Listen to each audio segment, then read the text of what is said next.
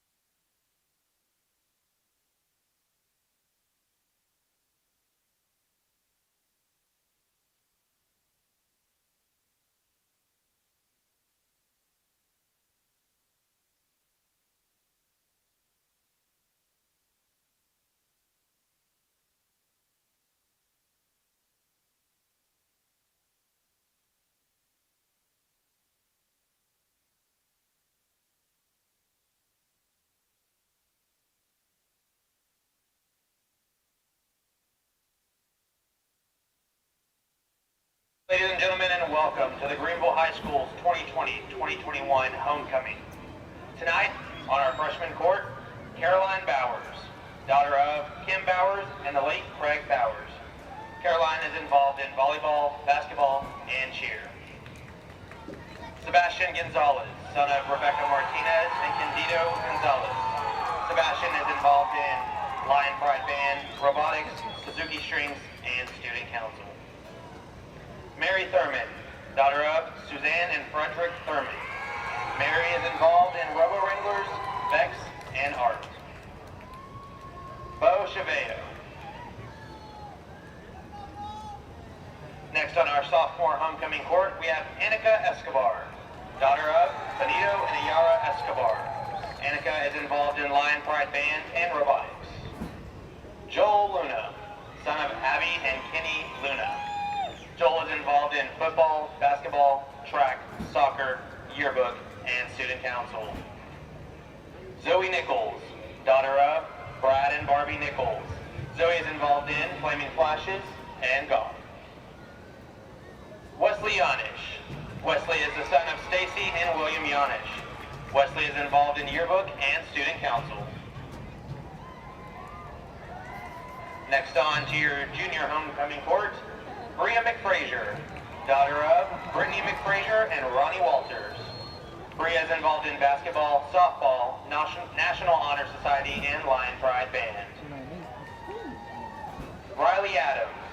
Riley is the son of Tim and Amanda Adams. Riley is involved in Robo Wranglers, drumline for the Lion Pride Band, National Honor Society, and Student Council.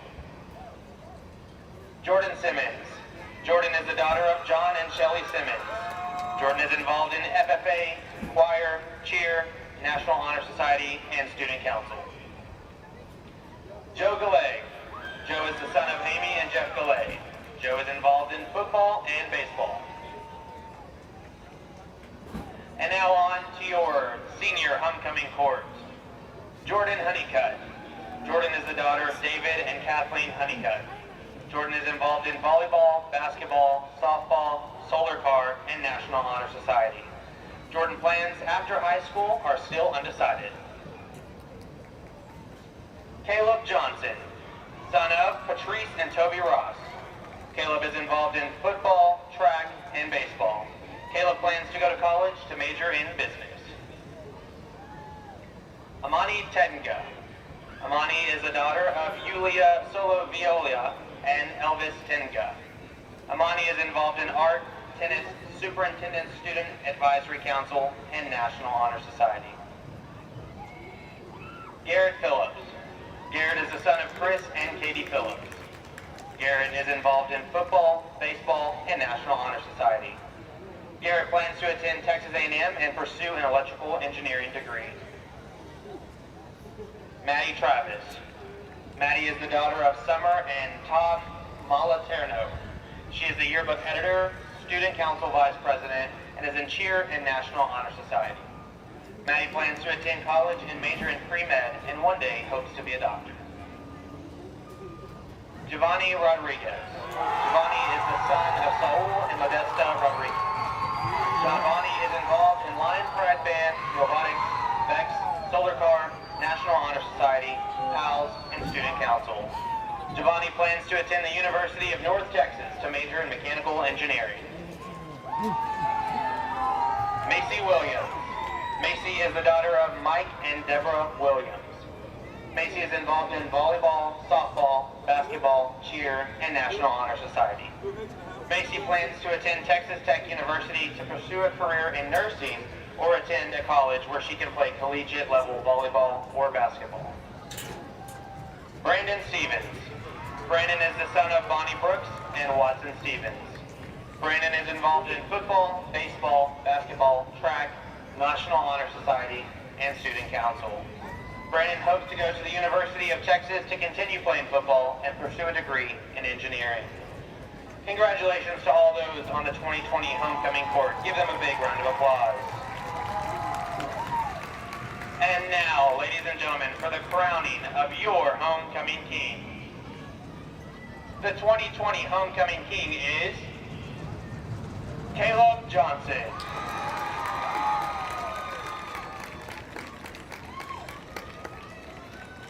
gentlemen, the 2020 homecoming queen is Macy Williams. Congratulations, Caleb Johnson and Macy Williams on homecoming king and queen for the 2020-2021 school year. Ladies and gentlemen, give a huge round of applause to your homecoming king and homecoming queen and all of the young men and women on the field tonight. That concludes the homecoming activities, and now, ladies and gentlemen, it's time for some Lion football. And tribe of thousands, you can do anything. That's what makes GISD, that place that sparks creativity and imagination. And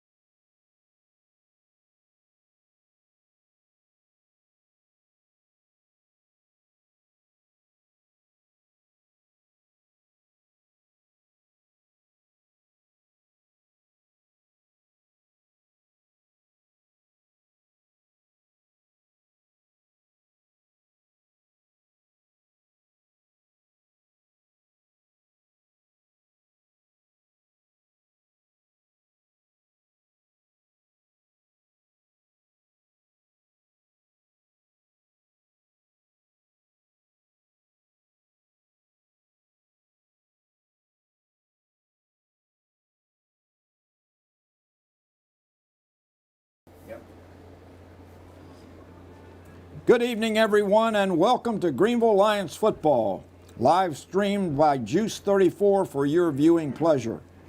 I'm Bob Muty with Danny and Rebecca Hernandez, ready to bring you this crucial District 8 5A Division II battle between the visiting Sulphur Springs Wildcats and the Lions of Greenville High School from the friendly confines of T.A.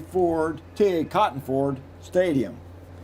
The winner of tonight's game will advance to the playoffs and will face a crossover game next week with the second-place team in the other district zone. The Wildcats come into this game with a record of 1-3 and a 28-21 victory over Corsicana.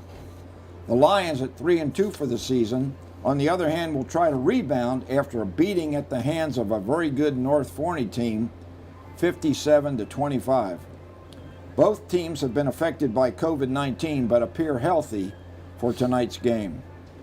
Danny, Coach Darren Duke told me today that he expects his team to come out loose and ready to play after a good week of practice. How do you expect the Lions to react to the loss last Friday night in Forney? I would expect the Lions to react a little bit angry, a little bit mad maybe that they lost that game. You know, they're going to come out the fire. You were talking earlier, and you said that Coach Duke feels really good about this team, and that you know he's not holding back at all.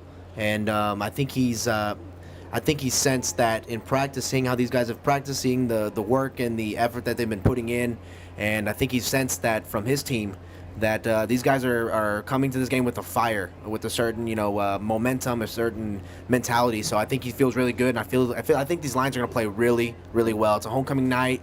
We got a big crowd tonight. Everyone wants to see some Greenville Lions football. Speaking of homecoming, what effect do you think that might have on the team? Well, Caleb Johnson was crowned homecoming king, so that might give him a little bit more inspiration to have a big night. Homecoming is always, when I was playing, homecoming was a big night. Everyone's there, all your friends, all your family, your parents are there. You're on homecoming night, a football player is the center of attention, and you want to do your best every single play out there. At least I did when I was playing high school football. So, homecoming it's like a big home game here for these guys tonight. So I think that's going to give them an extra boost that they need to continue on and win this game tonight. Well, and they'll have the band and the cheerleaders, which they didn't have at the away game, so that's true. That certainly you would expect that would help. Mm-hmm. Incidentally, Macy Williams from the volleyball team was crowned homecoming queen. And speaking of the Lady Lions, they were defeated tonight right across the parking lot from us by North Forney in 4 sets. So a tough loss for the 25th ranked Lady Lions. Coach Duke also said that the team was fighting mad after the Sulphur Springs freshman team ran an up-and-out pass play late in the game to finish a 28-0 thrashing of the young Lions last night. Yep. That motivation might be necessary against the Sulphur Springs team, which seems to be getting better each week. The Wildcats are led by Caden Wallace, a dual-threat quarterback, and running back Caden Davis, one of the fastest in the district, according to Coach Duke. Greenville will rely on the steady play of quarterback Brandon Stevens, running back wide receiver Miles Denson, and receivers Caleb Johnson and Sean Brown. Brandon passed for 187 yards and 2 TDs, and Johnson caught 6 passes for 92 yards last week. Johnson may need another big game tonight, Danny. Yeah, he's gonna. We've been seeing, we've had games where he had a big, big outing, and then there's games where he's a little quieter, did a little more blocking, did a little bit more support for the team, for the offense. So I think this is going to be a big game for him tonight. I think this needs to be a big game for him tonight. We're looking at this here on the early out. We're seeing some interesting plays. So, I think it's going to be a very, very, very interesting game for Caleb Johnson tonight. Well, hopefully the king will reign. Hopefully the king will reign. Yes, sir. Defensively, the Lions will count heavily on linebackers Davion Wallace and John Carlos Belteton. Wallace leads the team in tackles, and Belteton is the vocal leader on defense. In the secondary, Kenton Anderson, Kadarian Johnson, and Garrett Phillips head up a group of up-and-coming players, including junior Jackson Cathy. All of them will play behind a front four led by juniors Deshaun Grigsby and Jalen Maps and senior Sincere Jones. Looks like we're going to have the a cappella choir possibly do the national anthem tonight, Dan. Yeah, it looks like it. They are setting up there. I was thinking that was for homecoming, and I was like, oh man, they left these mics out here. That might not be good come game time, but it makes sense now seeing these guys walk out here. Well, we got another beautiful night for football. What's probably about 62 degrees, if I had to guess? Yep. You've got your laptop over there. Got my laptop here. Let me check here. Virtually no wind to speak of. The flag is rippling just a little bit. Looks like maybe from the south. Yeah, look, 61 degrees out tonight. The wind's at 4 miles per hour. Yeah, it's a beautiful night. Clear sky. Well, clear night sky here, and it's a beautiful time for some football. Anyway, as we continue on looking down at the acapella choir, prepare. Here come out the Sulphur Spring Wildcats as they are going out to their blow up there on the north side of the field. With 7 minutes left, we are just waiting on this choir to start singing so we get the football going. Well, they'll start singing as soon as the ROTC presents the colors. They're standing at the far side of the field at the 50-yard line, and they'll probably be approaching midfield just momentarily. But as Danny mentioned, there won't be any problems in the passing game tonight with very little wind and very moderate temperatures. We've just had an excellent season of weather and a pretty good season of football, too. We've had some exciting games to broadcast to you, and we hope to have another one here tonight.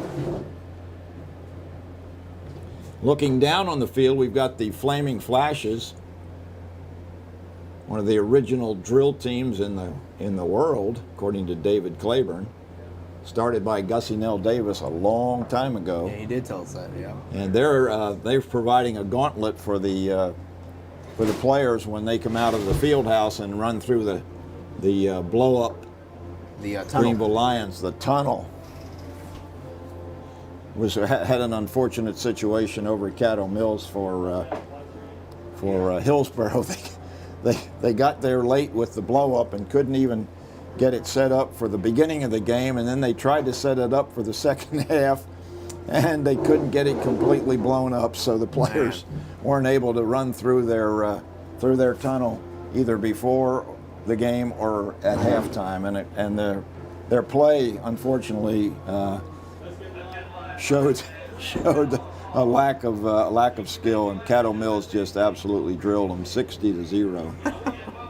All right, so that was a Greenville alma mater, and I'm sure Roger will be asking the fans to stand and honor our American flag for the playing of the national anthem. As the Lions come out of the field house, they've got 3 flags. They've got the American flag, they've got the Greenville High School flag, and then they've got that red flag, and I can't remember what that is, Dan. Yeah, I can't remember what that flag is. I'm gonna assume it's a newer flag with a black G on it for Greenville, maybe, okay.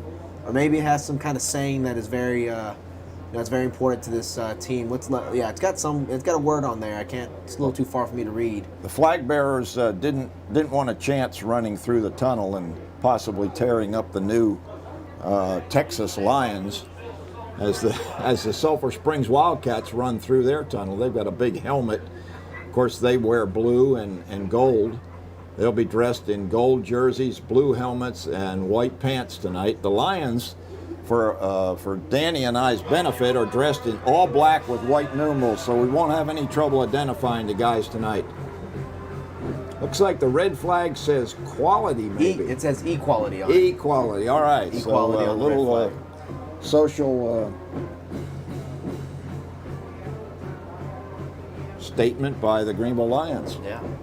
And there they go, as they always do, run out and take a knee, share maybe a prayer or two there on the south side of the field.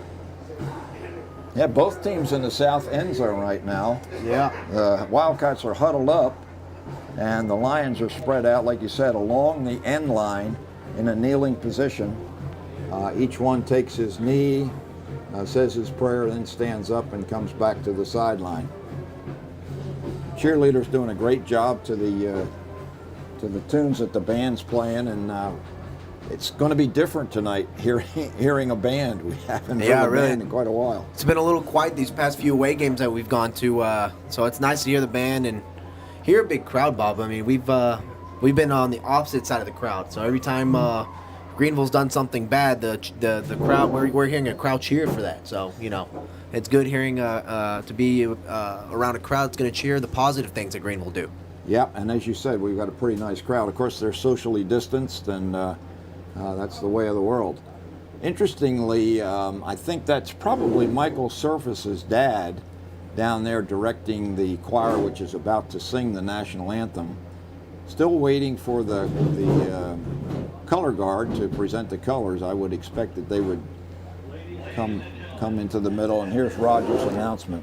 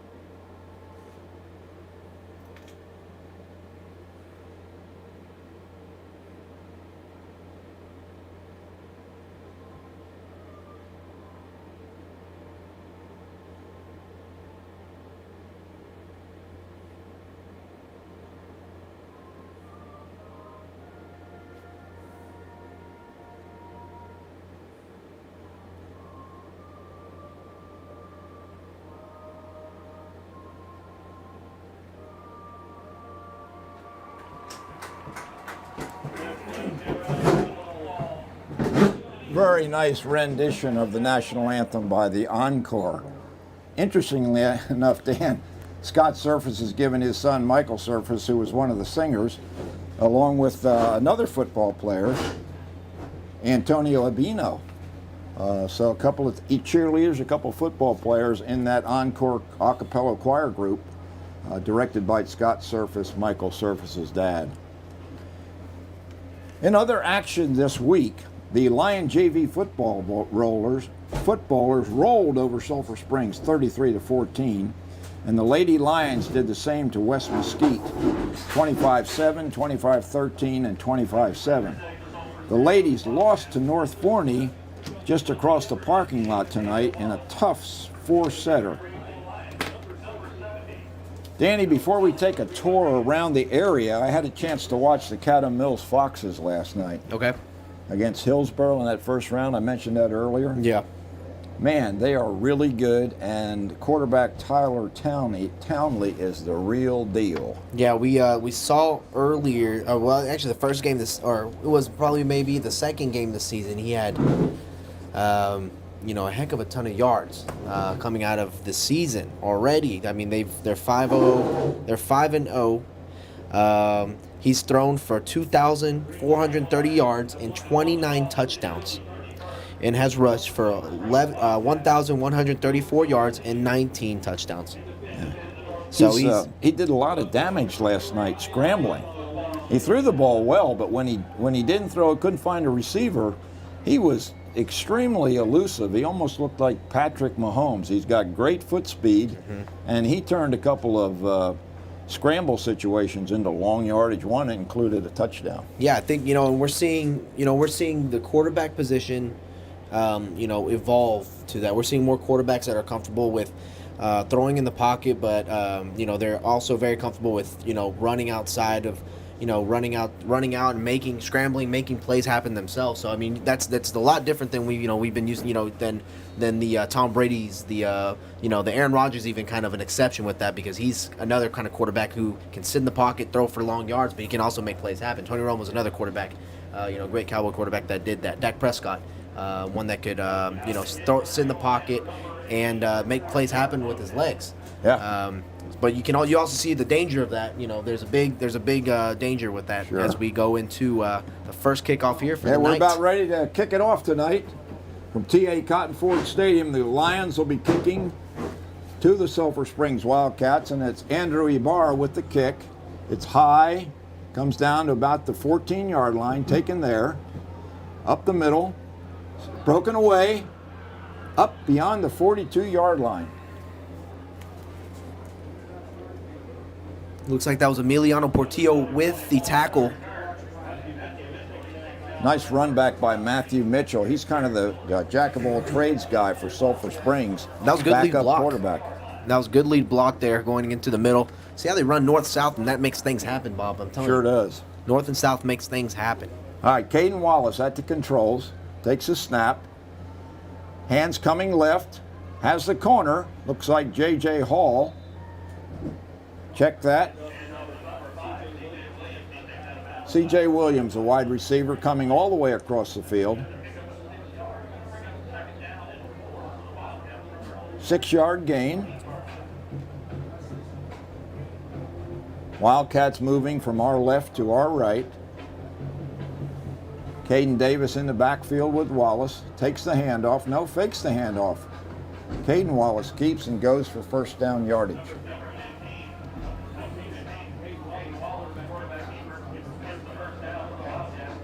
Yeah, and there we go. Like we said before, like we were talking pregame, that Caden Wallace can make plays happen on his feet. He's another quarterback that's comfortable throwing from the pocket, but like you said before, he can make plays running outside and make his own plays. He's a big kid too at 6'2", 210. Shows Definitely. Good speed. H-back in motion. Wallace drops back, looking deep, throws short. He's got his man, and very close to the first down.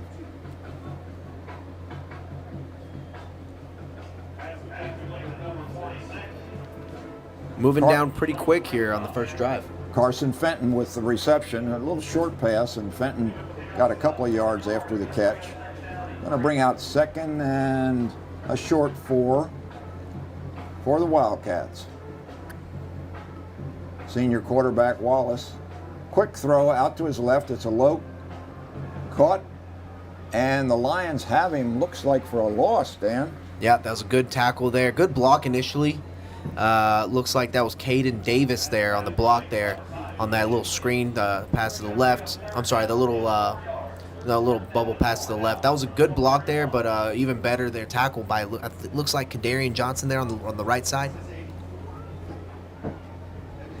Sorry, Ken Anderson there. Yeah, those guys flip-flop, so I think that was Anderson on the stop. Third down, still 4. Wallace has got lots of room. He's beyond first down yardage. Pushed out of bounds by Anderson, down by the 20-yard line.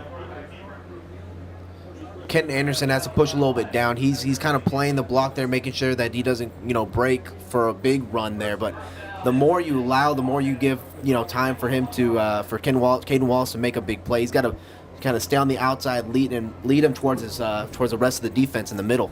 Well, the defensive end on that side just didn't keep containment. First down. Handoff to Caden Davis, and Davis is forward for about 7 yards. We're seeing a pretty even mix here between the pass and the run here. Caden Wallace actually really very talented at running this ball and making some plays himself. Well, the Wildcats trying to make an early statement here. 10 minutes remaining in the game.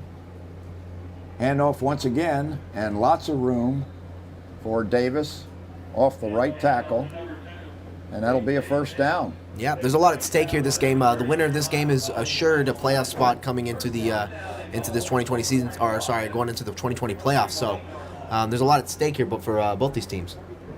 First and goal from the 8. High snap, Handoff once again to Davis, and he's got some room this time over left guard.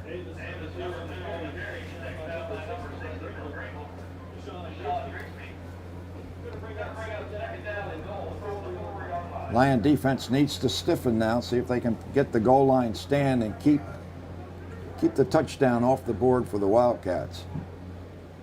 Davis once again, and he is into the end zone for an easy touchdown. Wildcats score early. 9:22 remaining, so in less than 3 minutes. Yeah. The Wildcats go 55 yards or thereabouts. And now they'll be lining up for the extra point. Their kicker is Josh Tavera, a junior, and he showed pretty good range early before the game. So kick is down, up, and good. So 7-0 Wildcats. Defense needs to shore it up here as going forward, or we're going to have a high-scoring game once again. Yeah, it looks like maybe the defense was a little overwhelmed there. Didn't expect the offense to come out the way that they did. Seen a lot of reverse, seen a lot of misdirection here in this offense. They got to keep Caden Wallace in mind. He can make big plays on his legs, but that Caden Davis running back there, he's a very physical running back. He's got a lot like the June bug. He'll hit you in the mouth, and you'll feel it, and it'll hurt. So. He's not real tall at 5'9", but they have him listed at 190 pounds. Yeah. So that's a pretty solid guy. Yeah, definitely. Lined up deep for the Lions to receive are Caleb Johnson and Miles Denson. Denson wears number 3, Johnson wears number 10. They're both standing at the 22-yard line, so they're not anticipating a long kick from Tavera.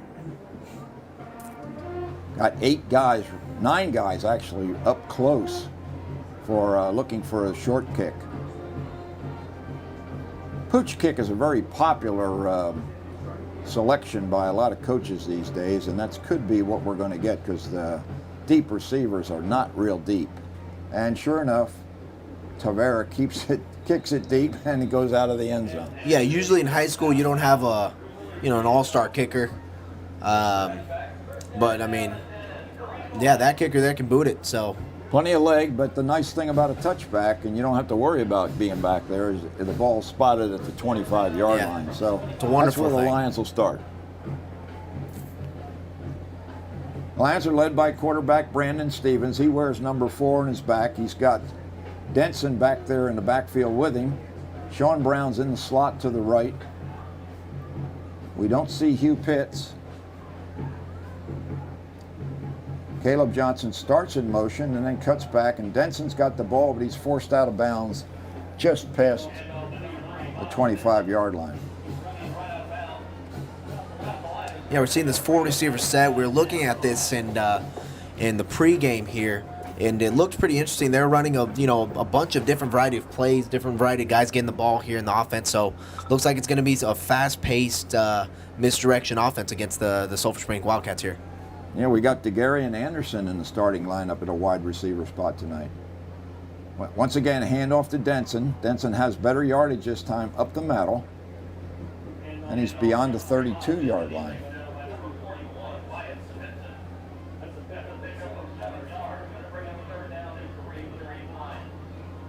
Haven't seen Hugh Pitts yet. That's interesting. He's normally the starting running back. Right now, Odegus Johnson is in the game. Lions need 3 for a first down. 3rd and 3. 27-yard line of the Lions. Handoff is to Denson. Denson's in trouble, but now he's got the corner. He's got a blocker if Stevens can get in front of him, and he can't, but Denson goes beyond first down yardage up to the 46. And I say this week after week, but it's so fun watching Miles Denson run, creating something out of nothing. Looks like that right hole got plugged up, and he turned around and took it the other way. And with his speed, I mean, it's easy for him to, make something happen. Make a couple guys miss tackle, and it's just fun to watch. Great cutback. So Odegus Johnson sets up next to Stevens. Stevens claps his hands, takes a snap, fakes to Johnson. No, he gives it to him, and he's loose. He's down to the 25, 20, 10, 5. Touchdown, Otagus Johnson. My goodness, where did he come from? Holy mackerel. Now straight up the middle, just the draw play right up the middle, and Otagus Johnson, very fast. Very fast. Whew. I mean, he looked like he was shot out of a cannon, Danny. Yeah, I'm he telling got you. what. He got you with that little. Brandon Stevens got you with the little the handoff Yeah. there. Well, I'm not doing very good on the deception, either side. It's understandable. We got the defense too. All right, so here's Archer O'Neal with the point after attempt. It's up and good. So we've got a tie game real quickly. Yeah, both these offenses. 8:24, 58 seconds it took the Lions to retaliate and even up this ball game. Oh, looks like a flag was thrown. Yeah, I was thinking the Sulphur Spring Wildcats did go offside there. It's a personal foul. Oh, it's a personal foul.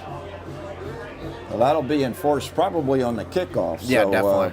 Look for a touchback with a kick in the end zone with Ibarra. He's got enough length with a 15-yard advantage to get it down there. Let's see where they spot the ball for the kickoff. Otagus Johnson, that was about a 55-yarder. Yep, looks like. 55-yard run by Otagus Johnson, and man, he was Turned on the hell-bent Jets. for election. I mean, yeah. Turned on the Jets. Yeah, the big-time Jets, I'm telling you. Woo! Great blocking that time by that offensive line. I think you could have driven a truck through that hole. Definitely. My goodness. So Archer O'Neal's lining up the ball. It's spotted at the Sulphur Springs 45-yard line as a result of that personal foul penalty. So look for a pooch kick from O'Neal.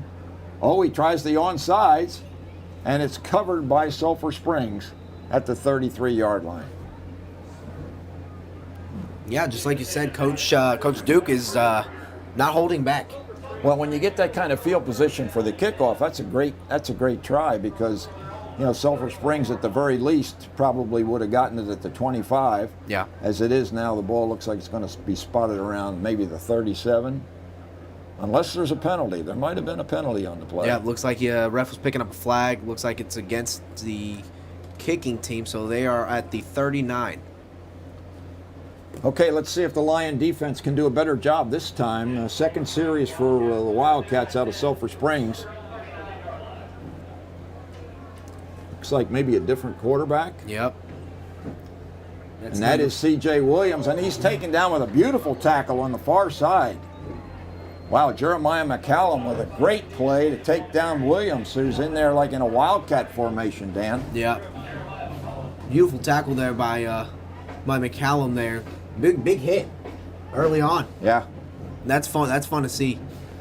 You like to see good tackles like that. Love to see good tackles like that. That was a good form tackle there. All right, so Caden Wallace back in the game now. 2nd and 12. Hands off. Oh, lots of room for Davis. Davis is loose. He's down to the 35-yard line of Greenville. Yeah, Davis tripped himself up on there.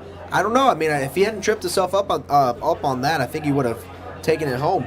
Well, there was a Lion there with him. Might have got a hand on him, but a huge run by Caden Davis results in a first down for Sulphur Springs at the 33-yard line of the Lions.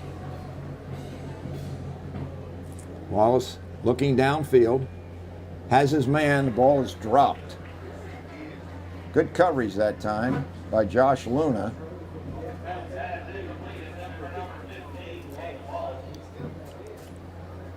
Wallace threw to Cable Glenn there. Glenn just couldn't hang on, and Luna was there to get him pretty quick anyway. 2nd and 10. 7:23 remaining. Hand off to Caden Davis. He's got about 5 yards straight up the middle.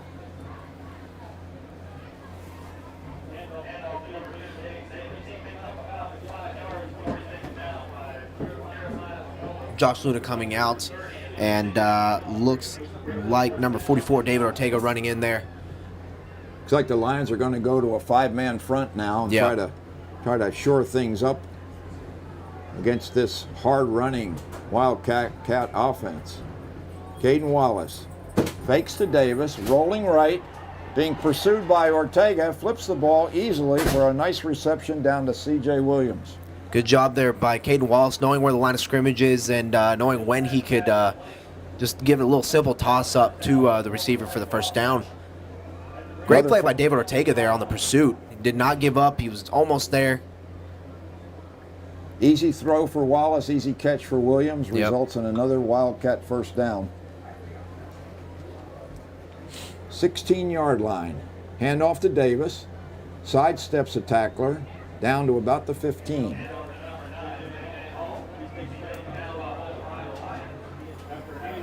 Man, and fouls that head ref there, 62, trampling over a defensive player there. I would have thrown a personal foul flag on that. Yeah, and that was J.J. Hall on the carry. He's built very much like Davis, and but he wears number 9 on his back. 2nd and 5. Hall has it again. Flag on the play.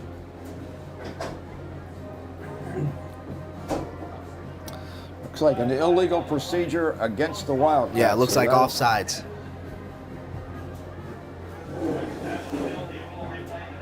Yep, offsides 5 yards back. On the 16-yard line, Bob. It makes it 2nd and 10. Wildcats guilty of what, their second or third penalty? That is their third penalty, yes. Caden Wallace takes a snap, hands to Hall. Hall's got lots of room up the middle, breaks a tackle by McCallum, and is very close to first down yardage. Not very big, but, I mean, not very tall, but he's 190 pounds and very quick. He runs like Saquon Barkley. That's who he reminds me of. That's who like strikes at me whenever I see Caden Davis run. Yeah, I thought he was about the same size, but I think Davis is a little bit bigger, and he's back in the game now for Sulphur Springs. 3rd and 2 yards. Lions almost jump off sides. Play clock down to 15. Davis moves to the left of Wallace and takes the handoff. Can't find anything initially, but bursts around off the defenders, and I think is going to be short, Dan. Yeah, looks like he's going to be short. They haven't moved the chains yet. Yep. And he's short, so it's 4th down. Good job at the point of attack there by the Greenville defensive left side. Yeah, left side plugged up the holes, causing a lot of traffic there in the middle. Let's see if they can do it again. 4th and 1. Handoff once again. Davis has got a touchdown as he leaps over a defender into the end zone. Caden Davis, senior running back, 5'9", 190, and he runs hard. Yeah, it looks like the offensive linemen there are throwing themselves at like the shins of the Lions defensive line. So, I mean, there's no way for them unless they jump over, really. They're just getting a little lower. Cut block, I guess. Yeah. Huh? Yeah, Miles Denson might have been offsides there. Josh Tavera converts to make it Sulphur Springs 14, Greenville 7. Yeah. So neither defense has stopped the opposing offenses. Yeah, so Miles Denson went offsides there on the kick there, on the field goal, and so it was called offside. So now it's going to be put into the this kickoff. Well, neither team has taken advantage of the penalty on the point after, Mm-hmm. and possibly to go half the distance and set up a try for 2. Yeah. So both teams were happy with the successful point after. So once again, Tavera will be kicking from the north end of the field. North end of the field. Very little wind. And Denson and Caleb Johnson, this time back a little bit further. We'll see if Tavera tries to drop one in between the 9 guys who are within 10 yards of midfield. And there's the short. It's going to hit the ground. Johnson better get it covered, and he finally does at the 27-yard line. That was pretty close. That was a pretty good kick there by their kicker. That was right on the money, right in between. Yeah, and I don't think that was Tavera. I think that might have been somebody else that was lined up next to him. Yeah, that's number 33. That was Tavera. Okay. Whoever it was, he did a good job, and Caleb Johnson was slow to react. Fortunately, he was able to cover it before the coverage team got down on him, so the Lions are set up at their own 27-yard line. Otagus Johnson in there, he's rewarded with another series, and he's got Denson on the other side of Brandon Stevens.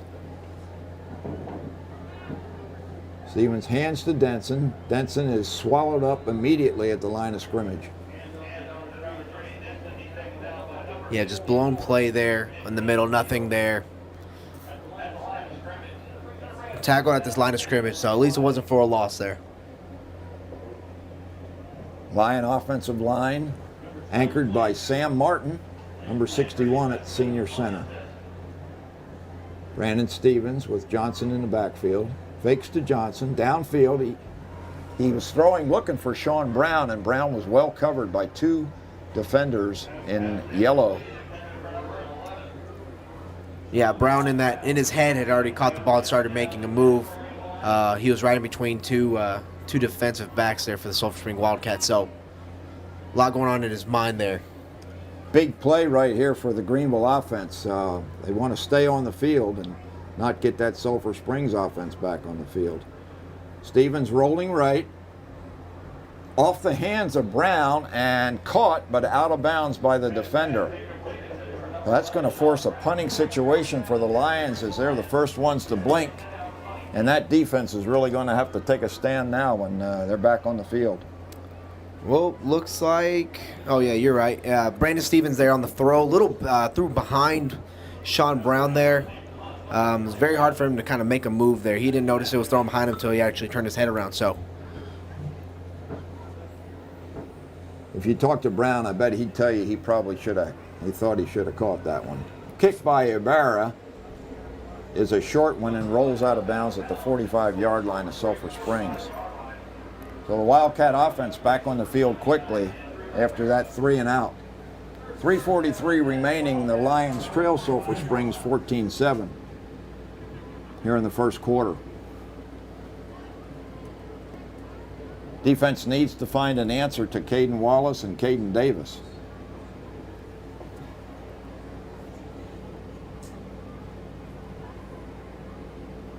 First and 10. Wallace fakes a handoff, looking downfield, throws low and incomplete. And a flag is down. Kadarian Johnson there, it might have been on him. He might have hit Caden Wallace after he's already thrown the ball. Oh, no, it was on the offense. Ineligible receiver downfield. That'll be declined. That'll be 2nd and 10.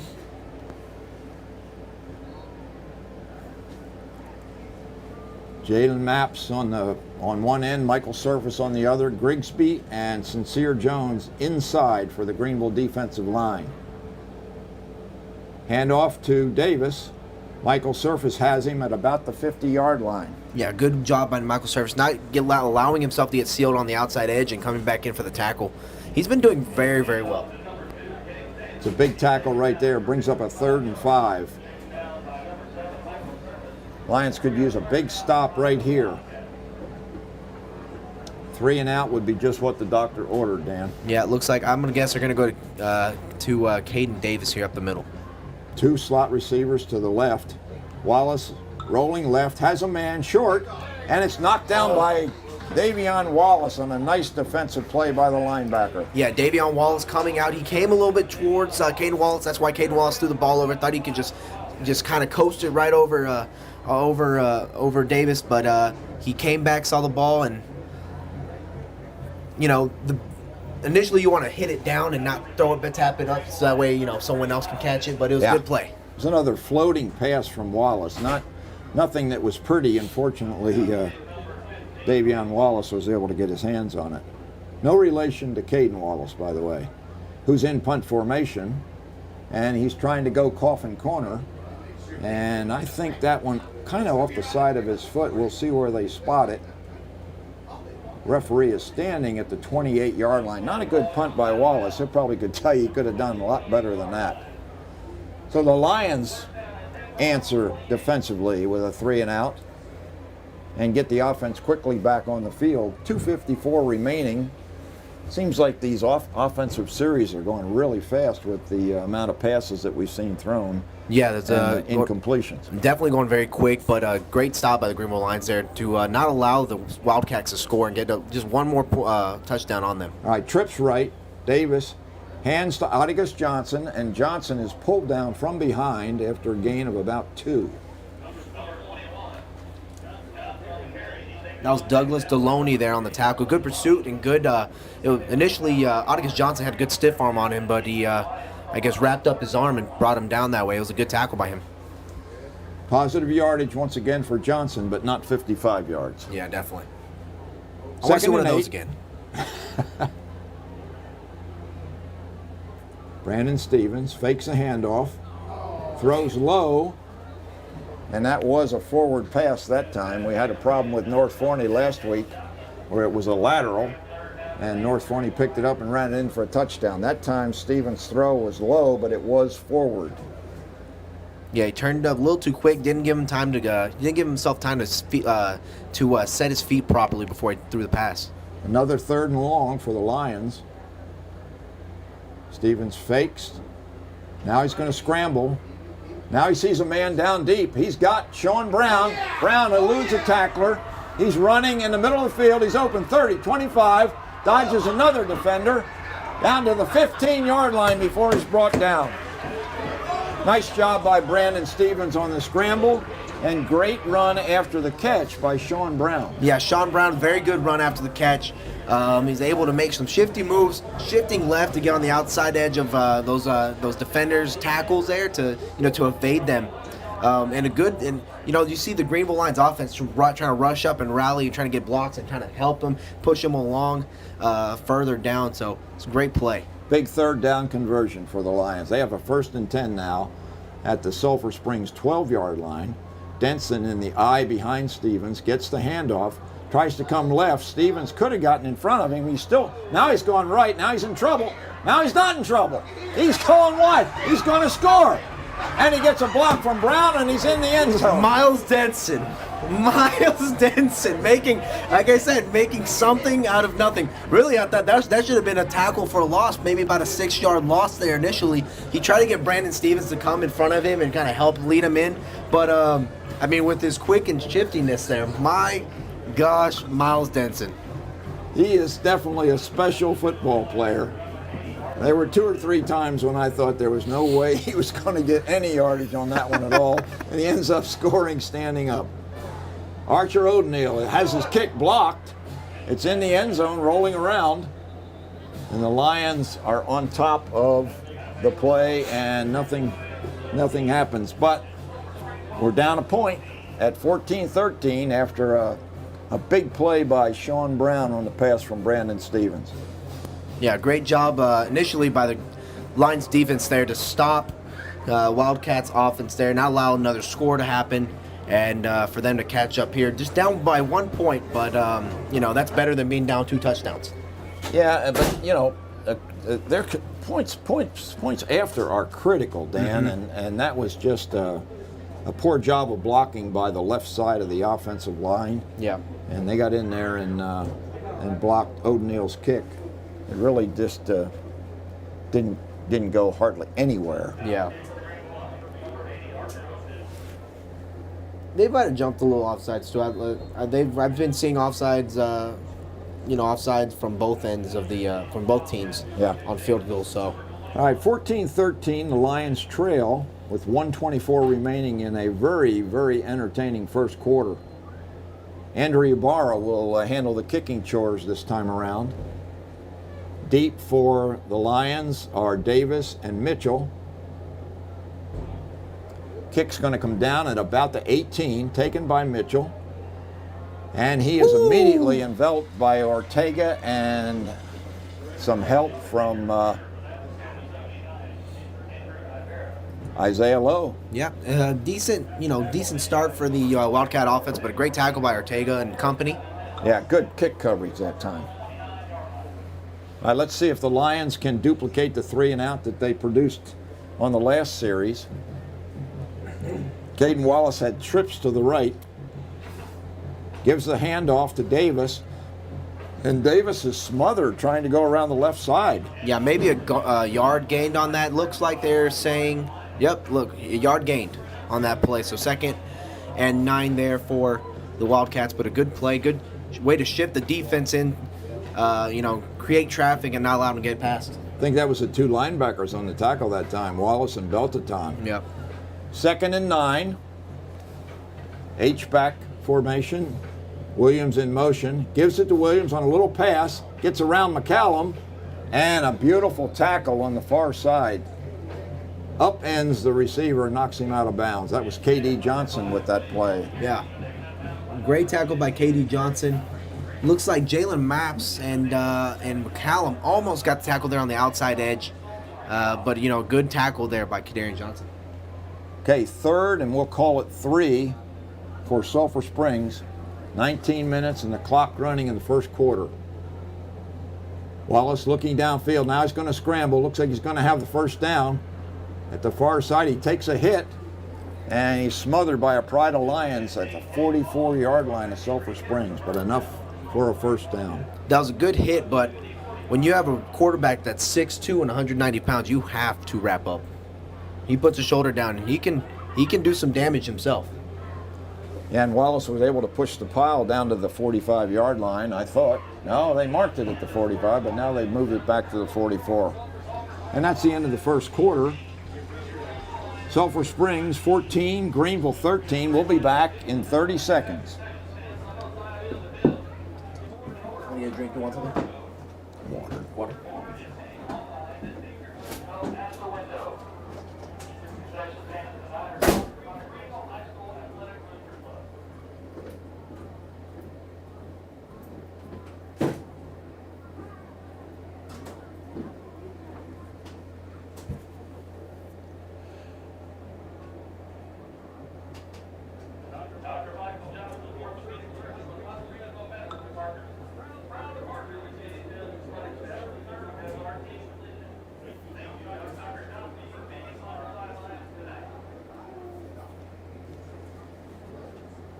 Bob Muty back here at TA Cotton Ford Stadium for the start of the second quarter of this game between Sulphur Springs Wildcats and the Greenville Lions. Sulphur Springs with a first down at their own 44-yard line. Handoff this time. And the running back goes up to the 48-yard line. And that is Caden Davis once again.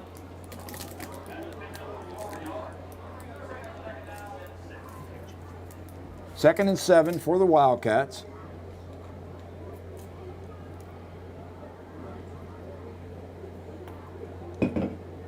Two receivers left, one receiver split wide right. Wallace hands to Davis, and Davis is immediately grabbed by Sincere Jones. Nice penetration by number 45, the defensive tackle for the Lions.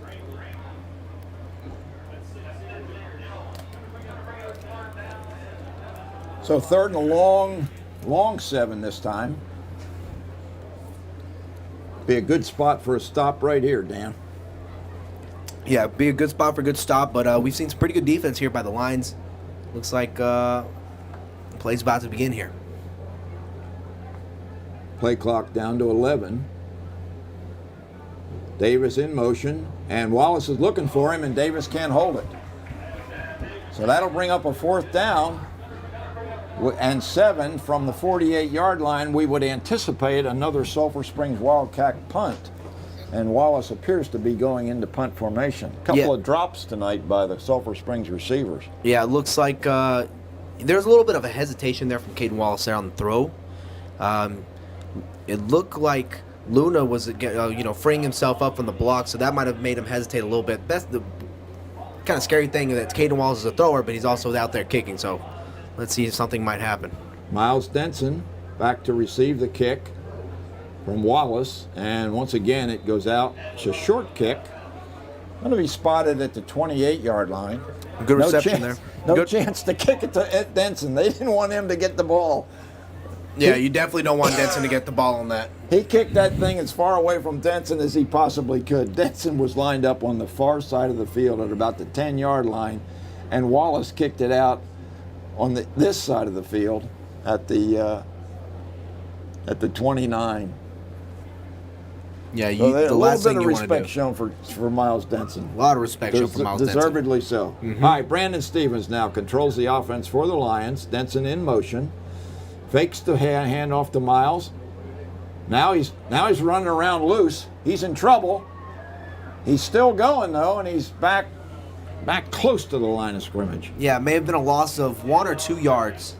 You know, if I was him, I think I'd have given it to Denson and let him figure a way out of that one. And it looked like he almost did as they passed by each other. It looks like he had motioned something to Miles. Maybe a little bit of miscommunication there. Miles probably didn't understand him. You know, the play's moving so quick.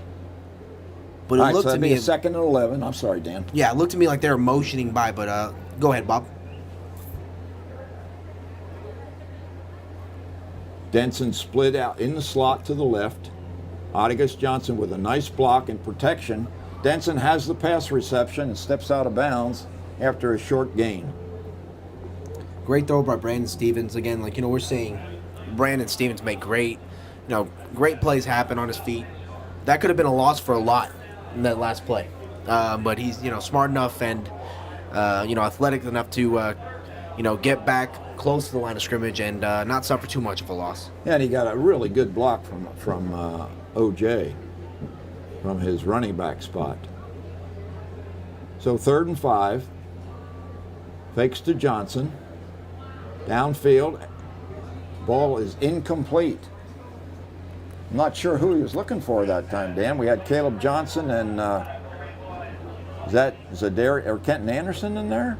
Or no, Jaquez Davis. The two guys were in the same area. That might have been a busted route. Yeah, that might have been a busted route. If anything, I think he would have been aiming for Caleb Johnson. So the Lions go 3 and out. Josh Luna, or is it Ibarra? Ibarra in punt formation for the Lions, standing at his own 20. Gets off a high, long kick. It's going to bounce at the 30-yard line and be downed right there by Hunter Waters. 9:38 remaining in the second quarter. Sulphur Springs leading 14-13 over the Greenville Lions. Defenses all of a sudden are figuring out how to stop the other team. Yeah, both defenses are doing a pretty good job of stopping each other. I think Greenville Lions offense would have beat themselves a little bit more than the defense actually stopped them. But we've seen both 2 quick scores and 2 stops from both teams. And Matthew Mitchell in at quarterback now. Hands the ball off, and Caden Davis has got good yardage before he's forced out of bounds by Garrett Phillips.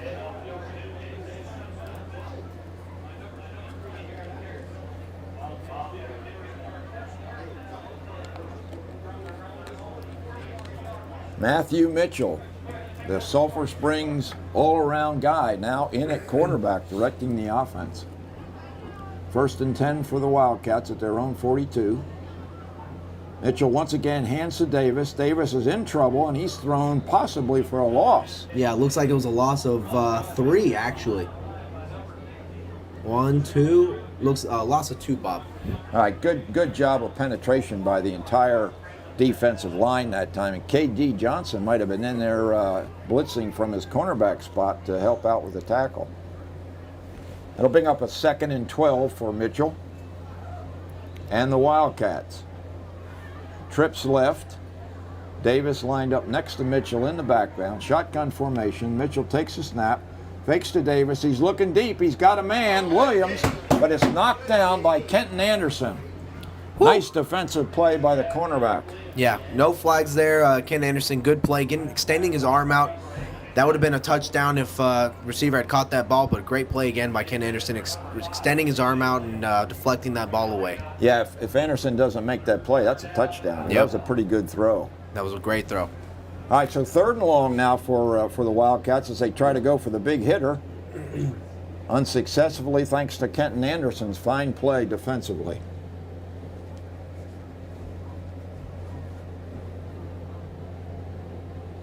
Little stoppage. Refs asking for a reset of the play clock. So Sulphur Springs has a new 25 with which to work. 2 receivers left, 1 to the right. H-back in position with Davis and Mitchell. Fakes to Davis, and Mitchell has it. And Mitchell's fighting for yardage up near midfield, but he's not going to make it to the first down stick. Yeah, it looks like he was maybe getting 6 yards there on the play. Great play on the outside there, stopping him and forcing the punt team to come out. That is Greenville Lions' second stop of this Wildcat offense. So Like we said, the defenses are beginning to get an idea of what's going on here. Now let's see if the Greenville offense can get back in gear. Caden Wallace in punt formation. Miles Denson deep, standing at his own 16-yard line. Wallace once again wants no part of Miles Denson as he kicks it short and rolls out of bounds very close to the 30-yard line. It's interesting that Denson is back there to receive the punts instead of Brandon Stevens tonight. Yeah, I preferably would want Miles Denson out there rather than Brandon Stevens. I don't want anything to happen to Brandon. Good. I don't want anything happening to Miles either. Yeah, but definitely I don't want it happening either. But losing a quarterback is a very big to injury. Big thing. It's a very, very big thing. No question. And Denson's more of a threat, and obviously Sulphur Springs doesn't want any part of number 3. Yeah, no part of number 3. They're not letting the ball anywhere close to him on those punts. All right, so Sam Martin leads the Lions offense back onto the field. He's got Moses and A-Rod on either side of him, Just and Caleb Leha at the tackle positions. Brandon Stevens with Johnson and Denson in the backfield. Stevens takes the snap, gives to Denson. Denson's doing his jitterbug routine. He's to the 30, 35, upfield, very close to the 40-yard line before he's pushed out of bounds. Man, Miles Denson is just so quick. It's like a Ty Hill, Kansas City Chiefs there. He's a receiver for Kansas City Chiefs. A lot of receiver there. Tyreek Hill, yeah. Tyreek Hill. Lots of similar moves. Lots of similar moves, lots of speed. He's a cheetah of our Greenville Lions. All right, that is a first down for the Lions up at the 42-yard line. Johnson, Denson, and Brown all out. Brown to the right, the other 3 to the left. Stevens this time hands to Johnson. Odegas has a little bit of room. Picks up about 3. Interesting, we haven't seen Hugh Pitts tonight. Yeah, Hugh Pitts there on the he's on the 42-yard line. Helmet on his head, but he is on the sideline there. So I wonder if he might be a little bit nicked up. Maybe. Of course, Johnson showed himself out pretty good last week against North Forney with 2 touchdown runs. Definitely. All right, second, and we'll call it 7 for the Lions. The 45-yard line. Brandon Stevens takes a snap, gives to Denson. Denson has the corner, upfield, pushed out of bounds, close to midfield. Yeah, it looks like a gain of maybe say that's about 5 yards there. Looks like about 3rd and 2, so yeah. A big 3rd and 2 here. We'll call it 3rd and 3 now as they spot it back at the 49-yard line. Mm-hmm. Big play here for the Lion offense. They'd like to keep the ball rolling. Denson comes out here joining Caleb Johnson and Sean Brown on the right side, Jaquez Davis on the far side. Brandon Stevens has the first down on a keeper around the right side. Big play by Brandon Stevens as he shows some ability with his legs. Oh, yeah. It always scares me when a quarterback runs out like that, but Brandon Stevens is also a pretty stocky guy. Yeah, he's solid. There's no question about it, and he's fast. I mean, he was part of that 4x100 relay team. Denson, Johnson, Caleb Johnson, and Brandon Stevens, all on that track squad. Trips left, Brown by himself to the right. Stevens looking for Brown. He's got him, and it's a touchdown. Brandon Stevens to Sean Brown, who beats the defender, takes it in stride and into the end zone for a Greenville Lion touchdown. Yeah, Sean Brown on that. At first, I thought he might have ran out of bounds, but it looks like he kept his feet in. And yeah, Sean Brown, you get him one-on-one, and he can beat his defender. Just a straight fly pattern, wasn't it? Straight fly pattern. All right, so O'Neal now out of the hold of Garrett Phillips. See if they can hold him out this time. Better snap. It's down and up, and it's a low kick, but it's good. All right. So O'Neal converts this time. 2 out of 3 for the sophomore kicker. and the Lions take a 20-14 lead. We're going to take a short break here to catch our breath, and we'll be right back with more Greenville Lions football.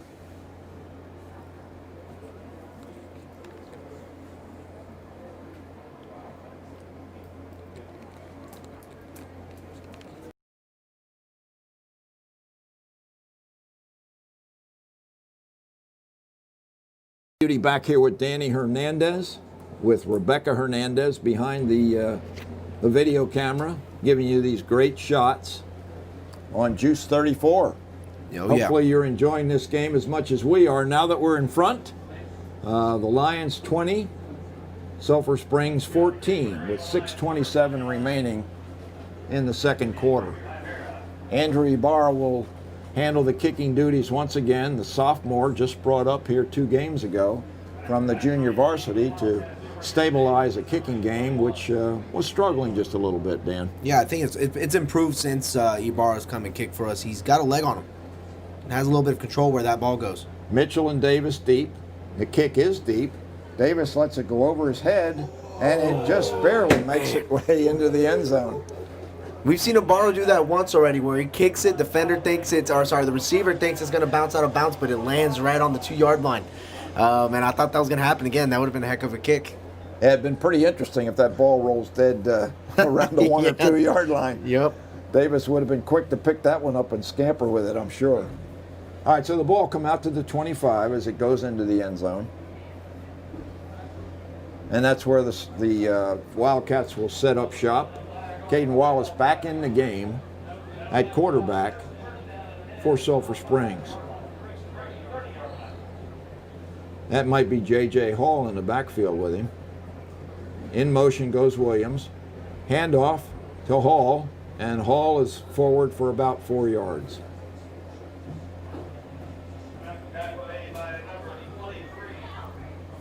J.J. Hall is a junior, so he'll be stepping into that starting role next year when Caden Davis graduates.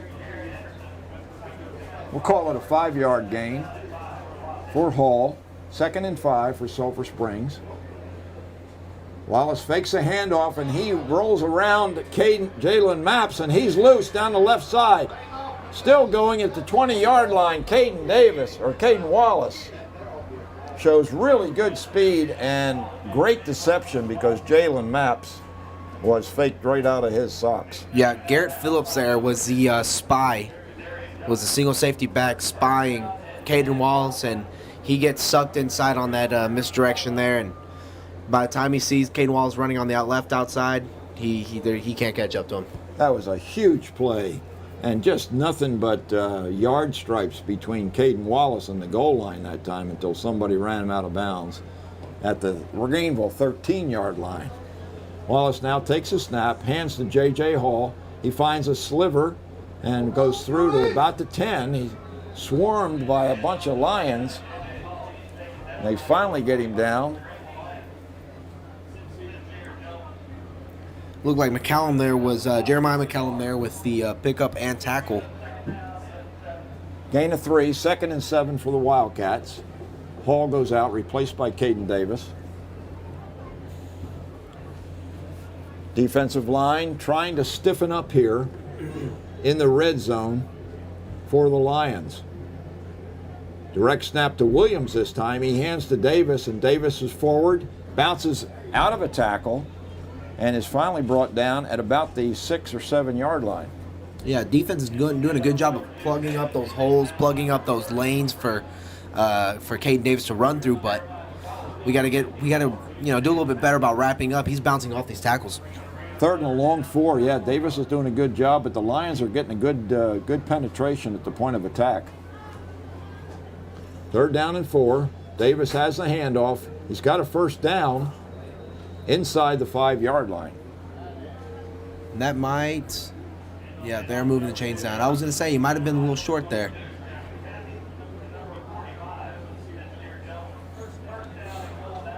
Lion defense now standing with their backs to their end zone.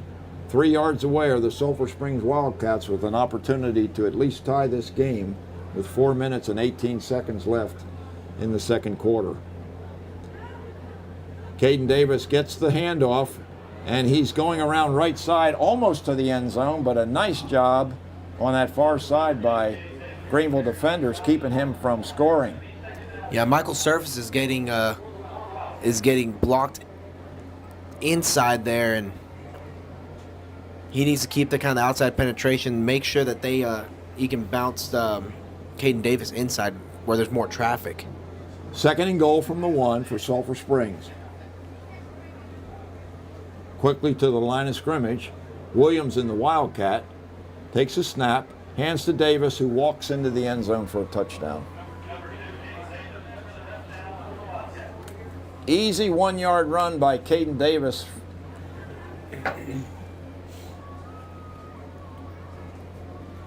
It's interesting that they bring wide receiver Williams into the Wildcat formation occasionally, and he does a good job with controlling the handoffs. So Josh Tavera will set up for the point after and try to put the Wildcats back in front. Snap is good, hold is good, the kick is up, and it is good. The Wildcats regain the lead at 21-20. 3:32 remaining in the second quarter. Yeah. And it was all because of a big run there. It was probably a 45-yard run there. It was a long run by Wallace, and as you said earlier, the Lion defensive ends have to keep containment. Regardless of the deception, whatever's going on in the offensive backfield, you need to retain your position, and the Lions are not doing a good job on either end so far tonight. Yeah, and also safety Garrett Phillips has to do a little bit better of a job spying quarterback. He's getting sucked in. He's committing to one way. When the misdirection happens, he's already sucked too far in there on the left side. It's difficult for him to make a play with the speed that Caden Wallace has. Miles Denson and Caleb Johnson back to receive the kickoff from Tavera. Sulphur Springs leads again. Looks like a little pooch kick. Denson's going to take it at about the 23. Boxed in. Now he's loose, and he's brought down nicely. Good tackle that time by Kadarian Turner. Yeah, not much there for Caden. Springs. Yeah, not much there for Miles Denson, but a good attempt, good effort there. The Wildcats got downfield in a heck of a hurry that time. Nobody they saw the ball going towards Miles, so. Yeah, nobody slowed Turner down, and he was Johnny on the spot to bring Denson down at the 24-yard line. Lions now are challenged offensively to answer the touchdown of Sulphur Springs and get back in front. Denson in motion, takes the handoff from Stevens, has a little bit of room, breaks loose at the 40, and very close to the 45-yard line. Yeah, good job there by Miles Denson, Brandon Stevens, really getting the misdirection, selling the misdirection there. Took some defenders with him, didn't he? Brandon Stevens took some defenders with him. And Denson did the rest. Yeah, nice definitely. pickup by number 3. First down, Greenville. Ball resting at the 43-yard line. Caleb Johnson in motion. Brandon Stevens is now forced out of bounds. Maybe got 2 yards, Dan. Yeah. Looks like might have been, let's see, as the marker moves down, looks like he got, 2 yards on the play. And Stevens comes up gimpy. That's going to bring Joe Gallet into the game. This is what we didn't want to see. Now, the way they're stretching him out, it might be a cramp. Yeah, no one hit him there. He just kind of might have been on that cut. So yeah, junior Joe Gallet now, the backup quarterback, and it looks like Coach Duke is going to take a timeout, maybe in hopes that Stevens will be ready to get back in the game. Yeah. Gallet is not a threat to run, but he throws the ball real well, so we'll see what happens with Stevens laying on the sideline being attended to by the training staff. Yeah. Get the man some salt tablets and some Gatorade. Yeah, some Gatorades, a banana or two right before the game will fix that up. It looks like Brandon Stevens running back out to the huddle. Yeah, Gallet came out and was throwing real quickly to get loose, but Stevens threw his helmet back on and is back on the field. Gallet still, just in case, taking some warm-up throws so that he's ready in the event he's needed back in the game. Yeah. Well, after that timeout, the Lions will be set up with 2nd and 9 at their 44-yard line. Miles Denson with another big night here for Greenville, and of course Sean Brown on the hookup, a long pass from Brandon Stevens. Beautiful throw, catch, and touchdown. All right, so here we go. Trips left. Sean Brown by himself to the right. Stevens fakes the handoff to Johnson, throwing deep. Up over the defender to make the catch was Jaquez Davis. Wow. Whoa, that was great. Oh, that's a catch right there, folks. I wish Well we had defended. instant replay. Yeah, definitely. Well defended that time by looks like number 15 over there. Number 16, Weston. The defender played well, but Jaquez Davis just jumped right over the top of him, took it away for a Greenville first down. On first down run this time, picks up about 3 yards. It looks like Caleb Johnson, our homecoming king, with the run there to pick up about 2 yards. Great play by Jaquez Davis. Yeah, I mean, great. He really wanted that ball. Yeah, great. Those defended well. But, yeah, like you said before, Jaquez Davis just hops over and catches the ball in the air. And as you can see, the Lions are now at the Sulphur Springs 24-yard line. Rodriguez Johnson has some room. He's at the 5. That's touchdown. And he's into the end zone. There he OJ goes. with another touchdown. 24-yard touchdown run by Rodriguez Johnson. The juniors having a pretty good night. Yeah, juniors are having a pretty good night with Jaquez Davis also. Actually, never mind, he's a senior. Never mind, I was going to have a clever little spill there, but Jaquez Davis is a senior. Rodriguez Johnson making the most of his opportunity to get the start tonight. So Garrett Phillips will put the hold down. Almost blocked, but Archer gets the kick up.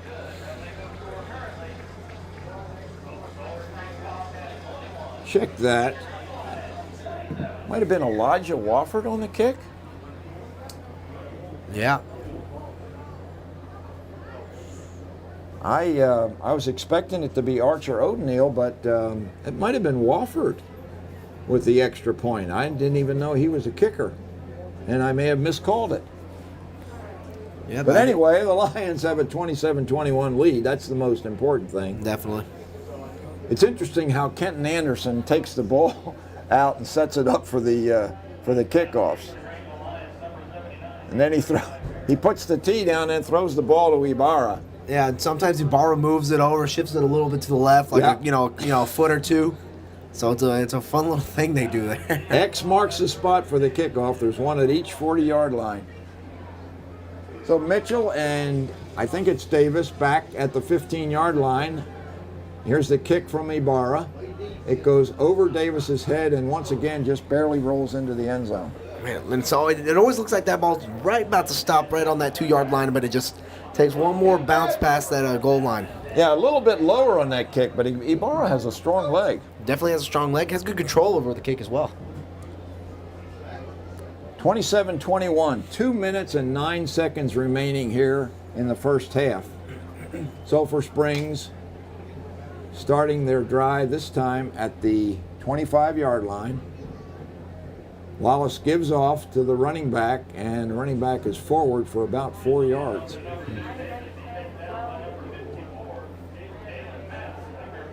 Yeah, we've seen a lot of great plays from Caden Davis. Really, really talented runner.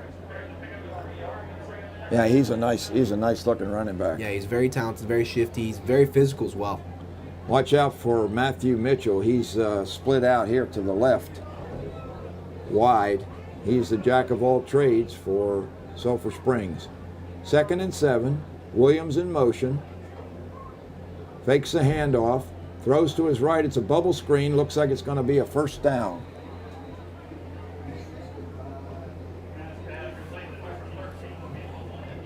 Cable Glenn with the reception and had Williams out there leading the interference.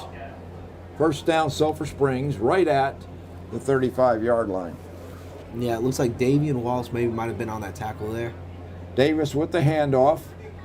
Lions' Sincere Jones grabs a hold of him. Can't bring him down, but slows him down enough to keep down to a 1-yard pickup. You're seeing a lot of great plays from the defense, save for that pass, the last run in the last series the Wildcats had for that big run that Caden Wallace had. But a lot of great defense from this Lions defense. 2nd and 9. Handoff once again to Davis. No, I'm sorry. Yeah, he's loose. I lost him. But he broke through a tackle. Yeah. And picked up, looks like about 7 yards. And there may be a penalty on the play against Sulphur Springs.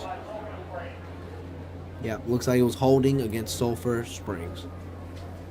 So that Well, ball will go back. if it's holding, Dan, that's a huge penalty. And the way these offenses are moving in short bursts, that could really help the Lion defense. I thought Davis initially was stopped. I did too. And then he just broke out of a tackle and got additional yardage.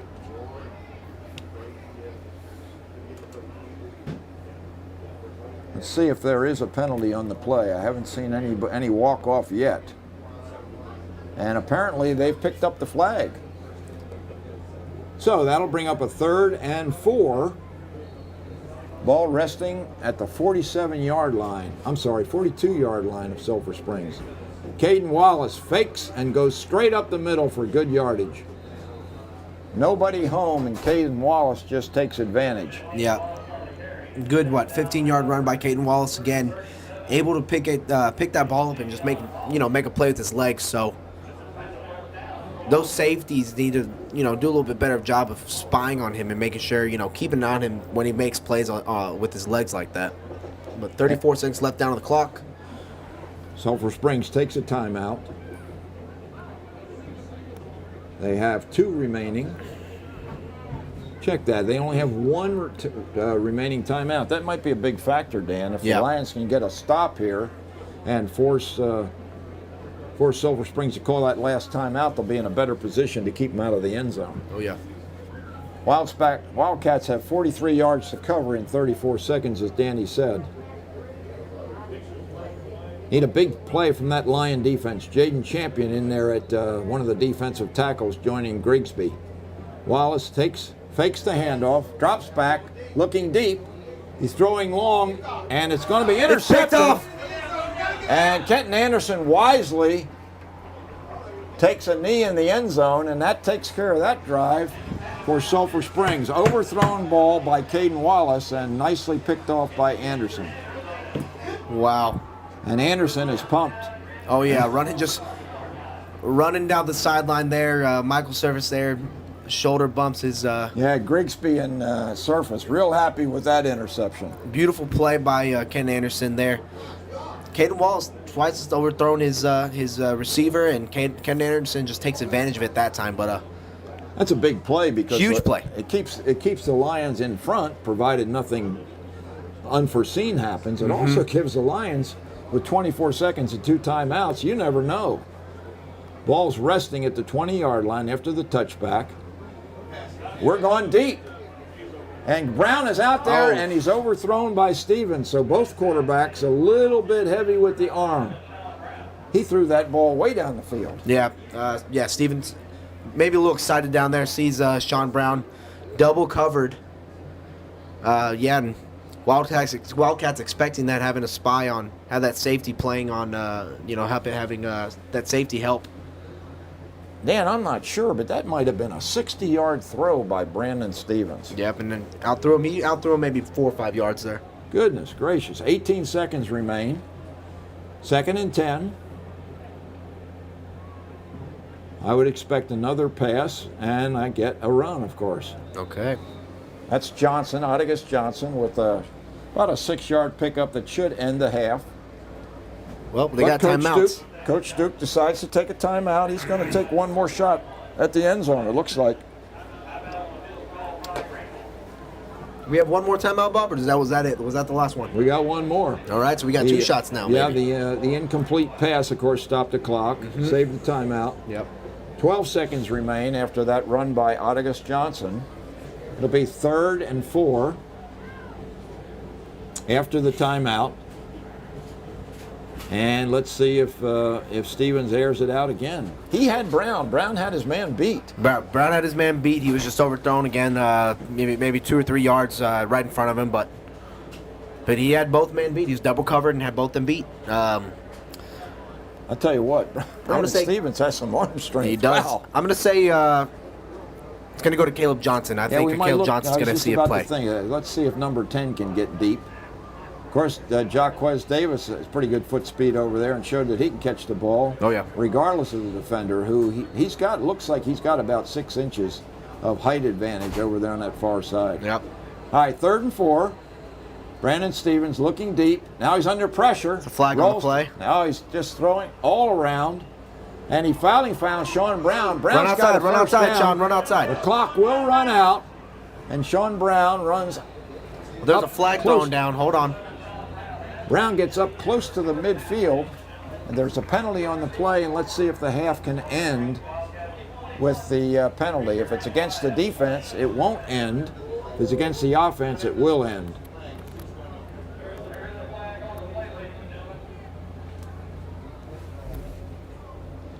Talking to the Greenville coaches, it's an offside penalty against Sulphur Springs.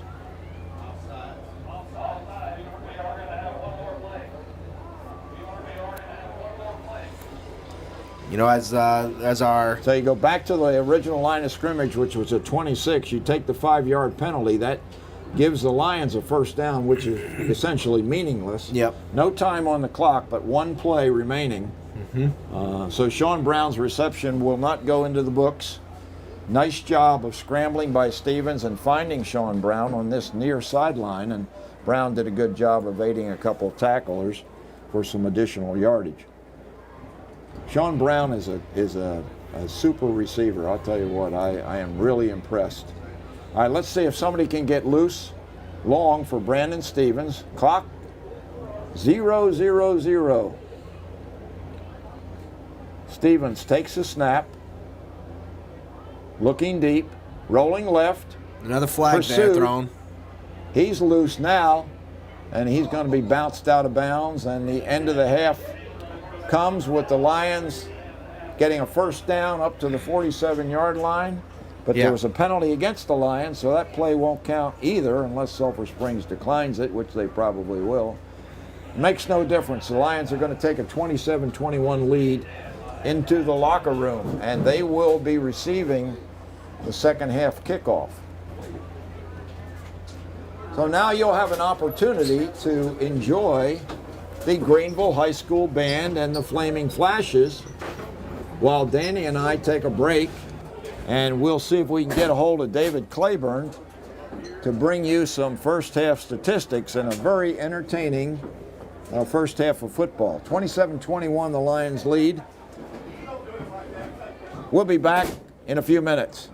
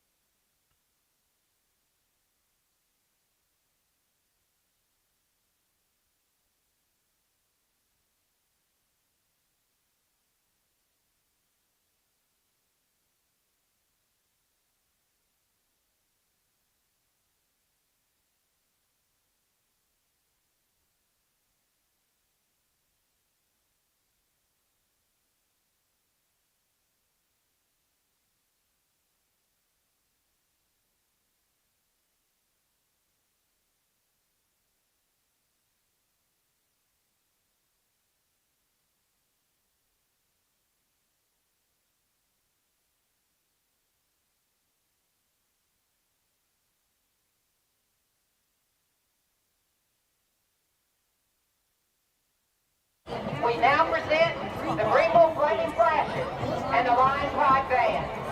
The Flaming Flashes are the oldest drill team in the world, founded 92 years ago by Gussie Nell Davis, the famed creator of the Kilgore Rangerette.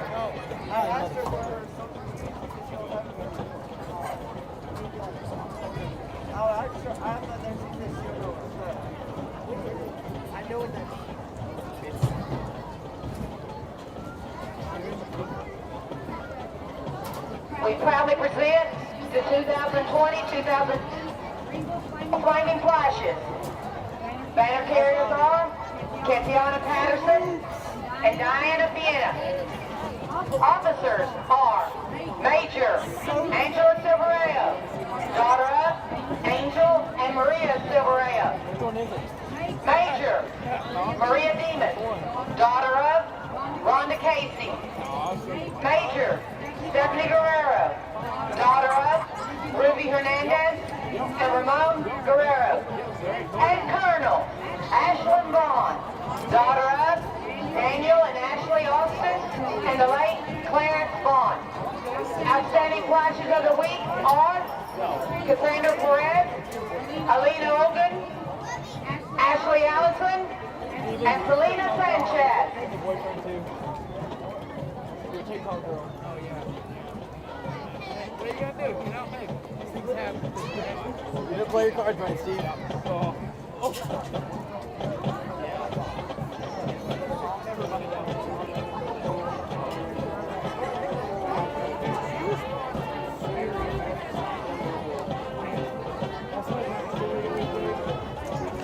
I'm telling you, as soon as I hit the send button, it said hand. Yeah, that one. That one. Dude, I'm telling you, I wouldn't even offer a story yet. I'm scared to shit. Who else is outside? Taylor.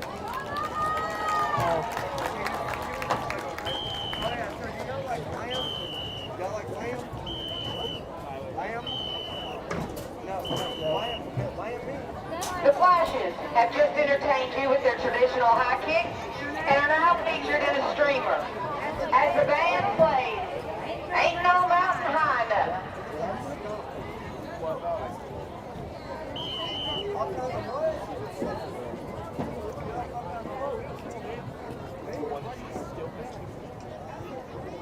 Dude, stop.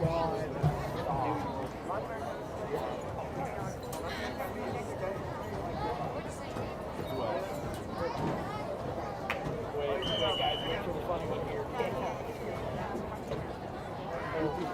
This account is private.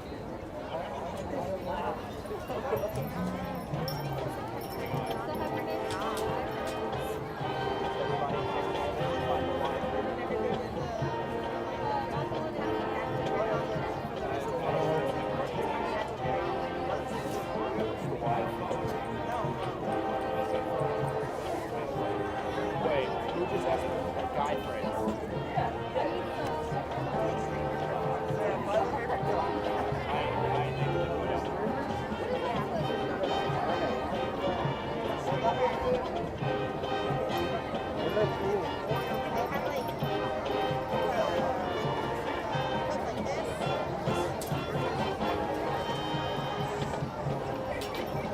Oh, wait, I forgot what it was.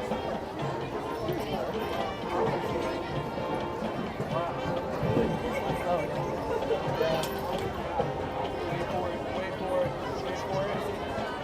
Wait, W. Yeah!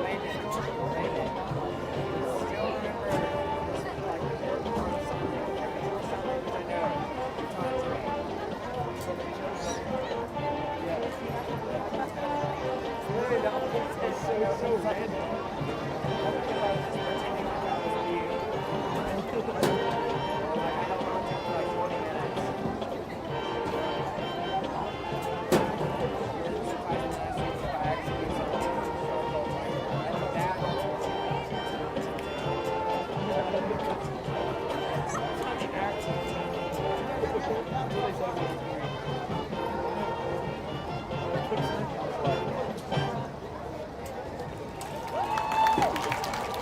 The Flaming Flashes are under the field direction of Colonel Ashlyn Vaughn, Assistant Flash Director, Ms. Deborah Anderson Hoskin, and Flash Director, Ms. Lori L. Butler.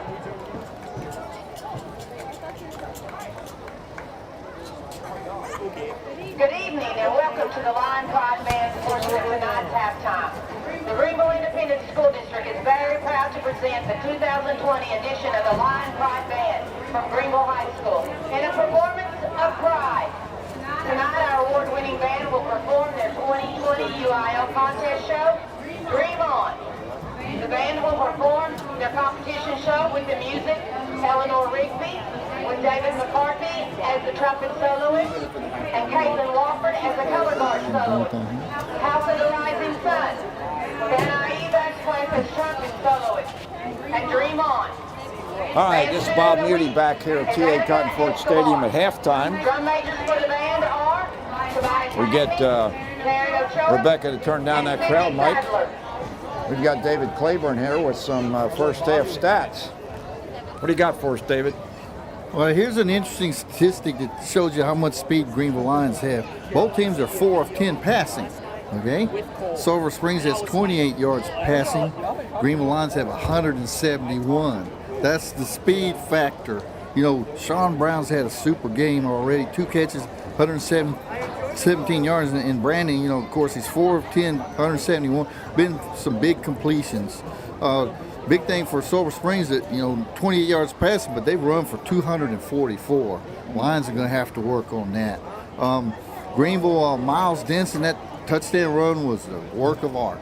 I thought he was trapped and he got loose. I've got him with 9 carries, 68 yards. That seemed to be running him a lot more than normal. He's only got 1 catch for 6 yards, and Jaquez Davis had 1 for 25 on pass reception. The stats, Greenville 12 first down, Sulphur Springs 10, total 351 to 272. Penalties, not a big factor. This is an interesting game. Lions, you know, I'd like to see them get a couple more touchdowns and get a little more comfortable margin, because I figure those Wildcats are going to be battling hard the second half. Now, what do you think Odegas Johnson? OJ, yeah, I got him. Good. He 5 carries, 90 yards. You know, I used to type his name in 7th and 8th grade results. He'd have 4 long touchdowns runs every game. I've been waiting for this. I'm used, you know, and I call him OJ. That's what they call him back then. You know, what I got him with a 55-yard touchdown run, a 24-yard touchdown run, 90 yards on 5 carries. This is a guy that I used to type the name in every week. You could count on it, and they were 60-yard runs, 50-yard runs, 70-yard runs. I've been ready for this. Well, I have been too. We knew he had a tremendous amount of speed, and when you give him some room, I mean, he's, as Dan said during the game, he's like the jets go off. Well, this whole team, all they need is a little crease. You know, and it starts with the wide receiver, starts with the quarterback, with the running back. They're just fast all over, and they just get a little crease. You know, North Forney was so big, they didn't have that many creases.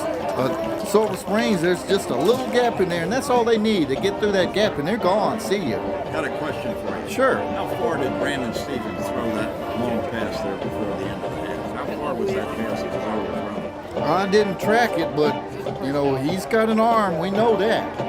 You know, he seems to be getting better and better every week, you know, with his throwing. And it's an exciting thing to watch, because, you know, he's got the arm strength and he's got foot speed. He just gets the timing down with the receivers. Look out, and they seem to be on the same page this game. And it's a joy to watch. Well, it's a joy to have you in the booth, David. Thanks very much for the first half stats. Hopefully we'll be talking to you after the game, after a Lion win, with some more statistics. I hope so. David Claiborne, once again, from the Greenville Herald Banner. Always a great guest for us, and a valuable asset to have someone give us halftime statistics. So the Greenville High School Band is performing, and once again, we'll let you enjoy this performance as the flag corps does their thing. Danny and I will be back in just a few minutes. Lions lead 27-21 here at halftime, TA Cotton Ford Stadium. We'll be right back. No, actually, 5 people don't. See what I provided. So, Picking her down the list. Okay.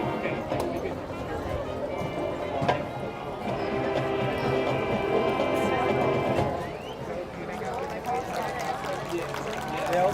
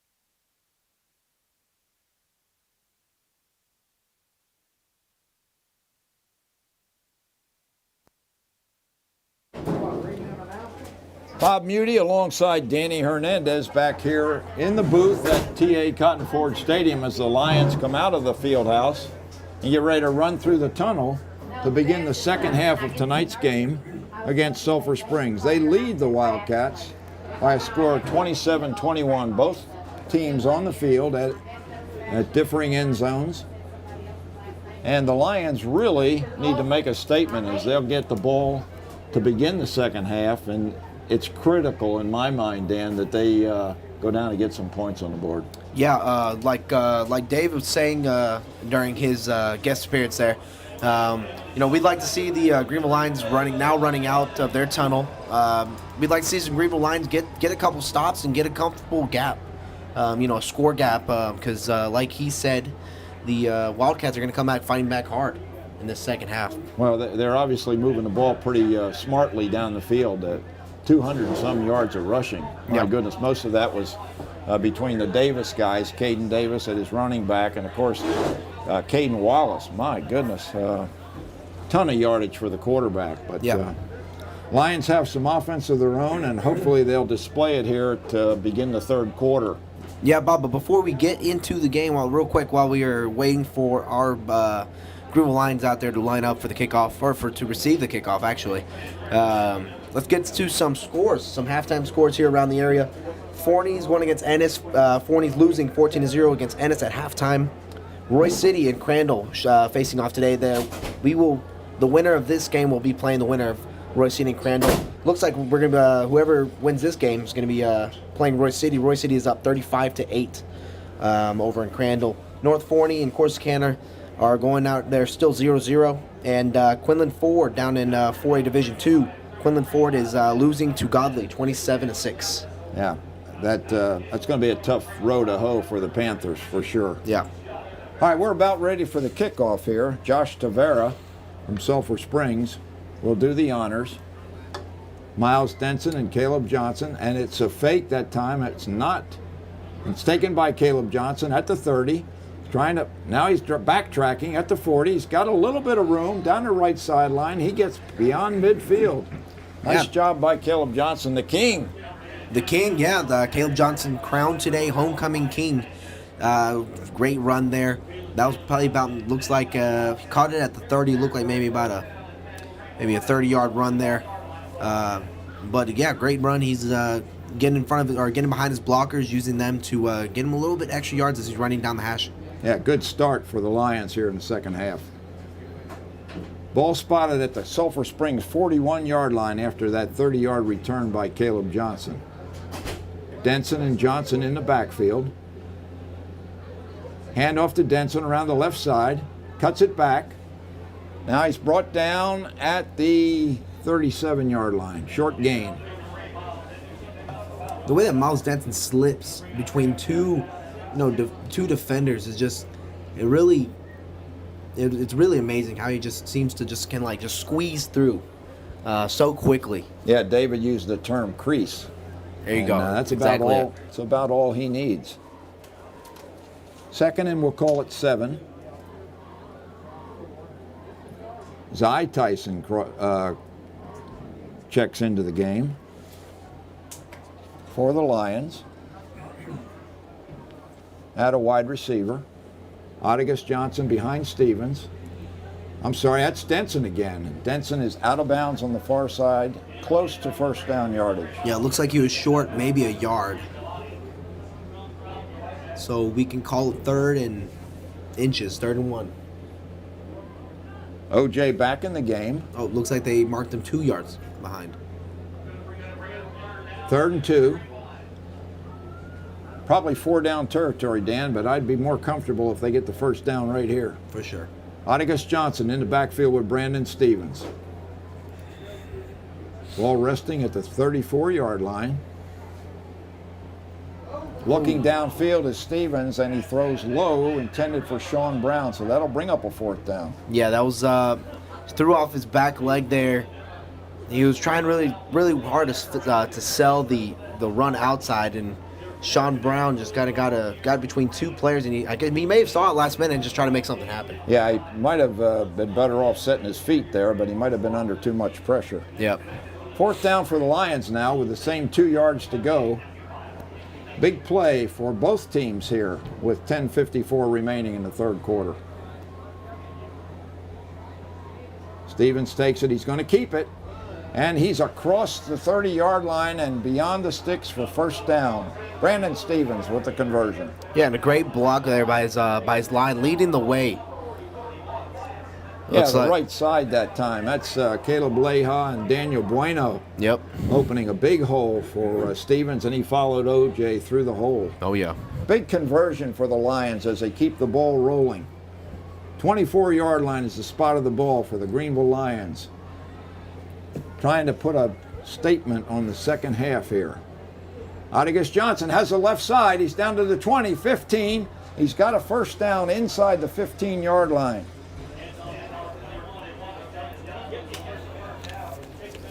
And again, great blocks.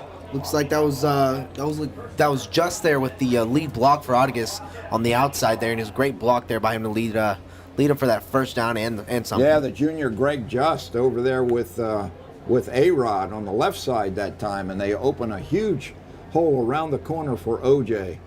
1st down at the 13-yard line for Greenville. Denson in motion, gets the handoff. He's got some room. Off tackle, he's up close to the 5-yard line before he's brought down by a host of gold-shirted Wildcats.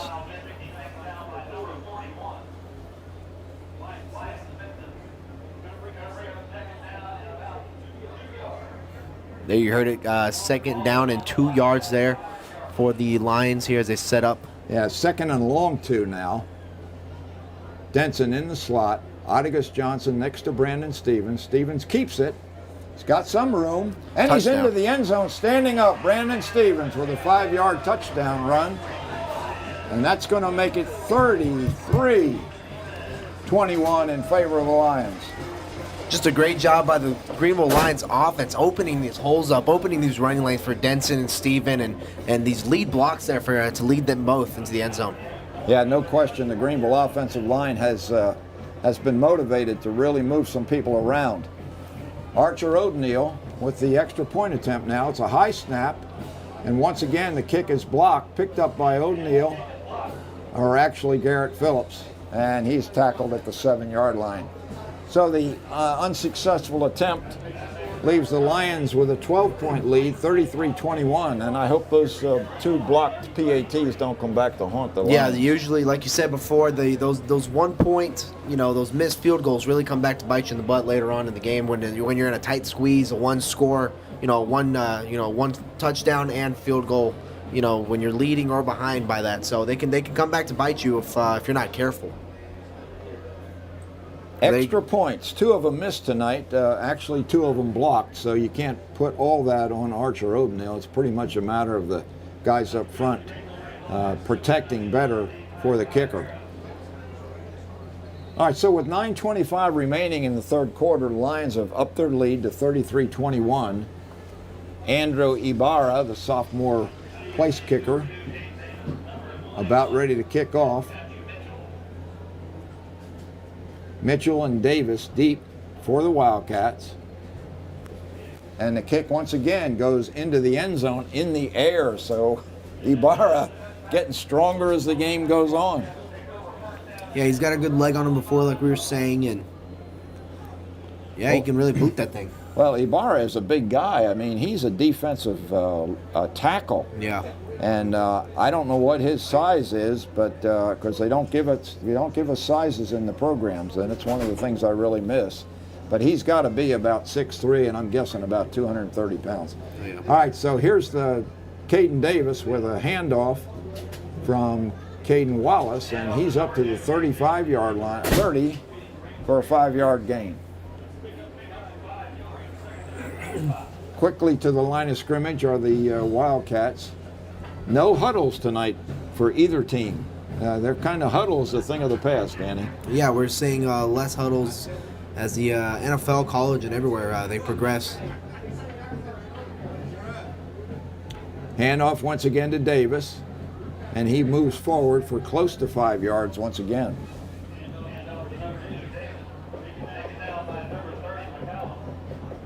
Yeah, 3rd down already, 3rd down and 1 here I'd like to see the Lions get a good stop. They might go for fourth, being this late in the game, but we will see. See if they try to plug the middle this time. Yep. Be a good time for Wallace to fake it to Davis and keep it with one of his end runs. He gives to Davis, and Davis is loose. Oh, and he's brought down by the shoestrings by Garrett Phillips, just beyond midfield. Yeah, good tackle there by Garrett Phillips. Almost lost him there, but he held on for dear life, and that paid off. That was good stop of what could have been a touchdown there. Yeah, left side of the Wildcat offensive line now doing the job. First down, Sulphur Springs at the Greenville 47-yard line. Hand off to Davis. Davis picks up about 4.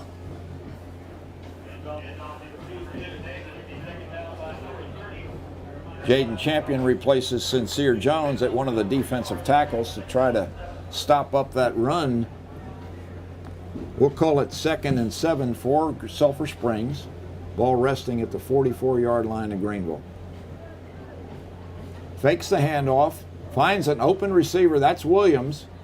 And Williams has got another first down around the 32-yard line. Yeah, that was a good throw there. Hitting Williams while he's between two defenders.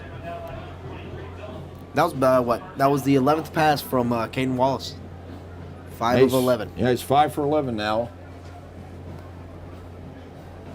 Both quarterbacks doing a good job through the air. Wallace again goes to the air, and this one's incomplete, off the hands of the receiver on the far side. That might have been Glenn.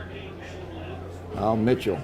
Now Caleb Glenn. Yeah, Caleb Glenn there on the misreception. All right, 2nd and 10. Ball was on the money. Glenn just couldn't bring it in. Yeah. Matthew Mitchell going to be in the slot this time. Let's see if Caden Wallace looks for the junior. Hand off to Wallace, and he tries the left side, and the Lions are there to stop him. Grigsby with the most emphatic tackle with a little bit of help from a couple of his friends. Yeah, it was good attempt by Jaden Champion, getting his arm out there, reaching for it, and grabbing Davis by the jersey and kind of helping him, slow him down for the rest of the Lions to catch up and tackle him. Champion gets a break as the Wildcats face a 3rd and 10. Wallace fakes the pass. Now he's running. He's coming around the left side, and he steps out of bounds, forced out by K.D. Johnson. It's going to be short of a first down, but once again, this might be 4-down territory for Sulphur Springs. Yeah, it looks like it's 4 down and 1, 2, 3, 4, 5, 4th and 5. Defense did a much better job of containing Caden Wallace that time. Yep. 4th, we'll call it a long 5 yards for Sulphur Springs. Big opportunity for the Lion defense to create a turnover on downs. Fakes the handoff. He keeps it. He still has it. And the Lions might have him. Oh, the deception doesn't work, and the Lions do a great job. Jalen Maps and Braylon Champion both there to stop Wallace. That was an interesting play. He faked 2 handoffs. Yeah, that misdirection got me. I was scrambling looking for the ball, but Braylon Champion did well to pick that up and stop him on the 25. So now the Lions offense will start at the 25-yard line with huge. 6 minutes. Absolutely huge stop for the Lions now. Huge. Let's see if the offense can respond to that defensive stop. Hand off to Rodriguez Johnson. Nowhere to go. Yeah, may have been a tackle for a loss. Maybe a 1-yard loss. 6 minutes. Right about now. Yep, 6 minutes left in the game in this third quarter. Sorry. Well, you don't want to be putting it in your pocket yet. That's for sure. Yeah, no, yeah, definitely. Need to keep your foot on the gas pedal. Lions lead 33-21 with 5:48 remaining in the third quarter. 2nd and 10. Denson lines up behind Stevens and Rodriguez Johnson. Gets the handoff. He's going left. He's got the corner once again, and he's got open field. And he's got a first down up close to the 40. Man, just like you said, just like David said, if you give him the crease, he's going to take advantage of it. And That time, Miles Denson got another crease, and he took advantage of it with that was probably maybe about a 13-yard run on that. Yeah, one-on-one, I don't think there's any defender in high school football that can tackle Miles Denson. He's just too shifty. And fortunately brings the Lions to another first down. At the 39-yard line now. Stevens gives once again to Denson. Denson is loose again, this time to the right side. He's to the 50. Down close to the 45 before he's run out of bounds by Sulphur Springs' Caden Eaton. Man, and a good block there by Sean Brown. Give him a little bit extra time to get on the outside. And, yep, Caleb Johnson, Sean Brown, very good blockers. Well, we've talked about that all year long. Oh, yeah. When Denson gets loose, those guys that are the wide receivers have an opportunity to screen off their defenders, and they did well again. Brandon Stevens keeps, and now he throws left. Got Caleb Johnson in. I thought Johnson was going to get loose, and a nice shoestring tackle over there on the far side at the 38-yard line. Yep, the King, he gets about 7 yards there on that catch, and to make it 2nd and 3. And Johnson comes up a little bit gimpy. That was a really good tackle that time. Yeah, by Robbie Hanks. Yeah, look, he was pretty low. Might have hit him on the knee. Johnson replaced by Zy Tyson, number 9 on the far side. Denson and he are in the slot. Sean Brown safely out here by himself. Denson once again gets the ball and he's got some room. He's at the 30 and very close to the 25-yard line. That'll be another first down for Miles Denson. Man, Miles Denson is a huge game for Miles Denson. He's been doing so well. It doesn't seem, he's going full speed still, 100 miles per hour. I mean, he's not letting up. No fatigue from Miles Denson. It looks like Caleb Johnson's being stretched there on the sideline there on the 42. 1st and 10 for the Lions at the 26-yard line of Sulphur Springs. Stevens hands to Odegus Johnson, and Johnson is brought down right at the 25-yard line. Yeah, I'll tell you what, the Wildcats have been doing a very good job of plugging up the holes these last few series. It's making it a little bit more difficult for Odegus Johnson to really make a play up the middle. Yeah, they're trying a little change of pace to give Denson a rest and hopefully catch the Wildcats sleeping, but they stopped OJ with a 1-yard gain. 2nd and 9. Denson starts in motion. Ball's given to Odegus Johnson, and Johnson has some room, and he's still in his feet. He breaks a tackle, and he's into the end zone. Odegus Johnson. My goodness. 24 yards and a touchdown for the junior running back. OJ strikes again. OJ, like David said, he's been writing his name down for a while now, and he's been expecting it. He's been expecting the rise of OJ Johnson, of Odegus Johnson, and I think we're seeing it here in this game. That's his 3rd touchdown. And he's well over 100 yards now. Well over 100 yards. And the Lions are going to go for 2. I kind of expected this after the 2 missed PATs. Is that Denson in a Wildcat formation? Oh, they tried a fumble Ruski. And it was a complete disaster. And there's a procedure penalty, so maybe they'll have another opportunity. All right, Coach Duke pulling out all the stops there, trying to get 2 points. But a procedure penalty is going to give them another chance. Time from the 8-yard line. Yeah, well, looks like a kicking team is coming out there. So one opportunity we had to put 2 points up on the 2 extra points up on the board. It looks like it was lost there, but like you said, Coach Duke putting out all the stops here. Well, let's see if Phillips and Archer can get this one through. This is more like a field goal for Archer O'Neal. The ball is going to be placed right at the 15-yard line, so technically it's a 25-yard extra point. And Phillips looks like he's missing a man and running onto the field late for the Lions at Sam Martin. Let's see if they can hold him out. Good snap. Ball gets down. O'Neal's kick is up, and it's good. Good solid strike by Archer O'Neal, and the Lions take it to 40-21 over Sulphur Springs. Yeah, if you the beginning of that snap, it looked like it was going to be blocked again, but Good job of O'Neal to get the kick out quick as he did, and we finally get one field goal this game. This is our first field goal of the game, and 40-21. There it is. You keep saying field goal, but we only get 1 point for that. That's right. That's right. It's okay, Danny. I still love you, man. You know, that snap you talked about, that snap was kind of behind Phillips. Yeah. And he did a really good job of getting a hold of that thing and getting it down on the spot for O'Neal.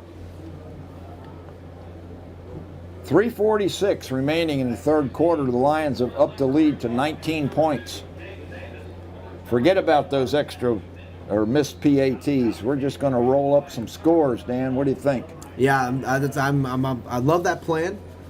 And like David said earlier, you know, we want to get a good cushion, you know, to just finish the rest of this game out. Get a good cushion and a good lead over the Wildcats here. Ibarra's kick is in the end zone once again. Bounces at the 3-yard line. Mitchell lets it go. Yeah. Once again, the Wildcats were set up shop at the 25-yard line. 1st and 10. Greenville defense going to be challenged once again to slow down these high-functioning Sulphur Springs Wildcats, led by Caden Wallace and running back Caden Davis.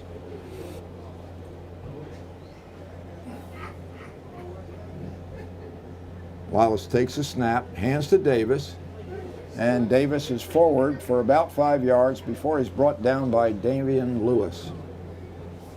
Yeah, we've seen the Greenville Lions defense do a very good job these past last series to really put a stop to the Greenville to the Wildcats offense. Save for a couple trick plays here and there to get a first down or to get a big run play, but we've seen pretty good, solid defense. Yeah, the Lions have added linebacker Daniel Ortega to the mix now, so they've got a 7-man front.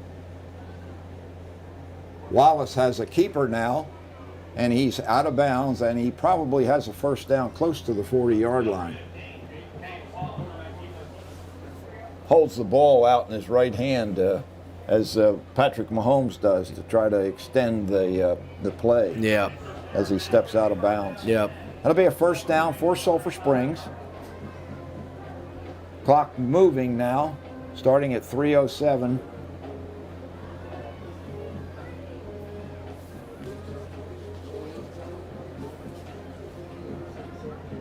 Wallace takes a snap, fakes a handoff to Davis, looking deep. Holding call, I believe, as Davis is tripped up. Wallace is tripped up, I'm sorry. Daniel Ortega making a statement in there, trips up Caden Wallace behind the line of scrimmage, but there was a flag on the play. Looks like it was against the Wildcats, so David Ortega there. His tackle, a few yards added to his tackle for a loss. Not sure exactly what the penalty was. I didn't look too quick there. But the ball's spotted on the 29-yard line. So after the penalty, the Wildcats will be at their 25 with a 1st and 20.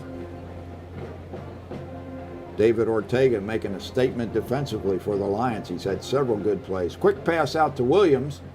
Williams is forced out of bounds by Kenton Anderson after a pickup of about 7 yards. And Williams is down on the far sideline. Might have hurt himself on the fall there, rolling. He's still down there on the right about on the 45-yard line. Probably gonna have to get stretched out there on the play.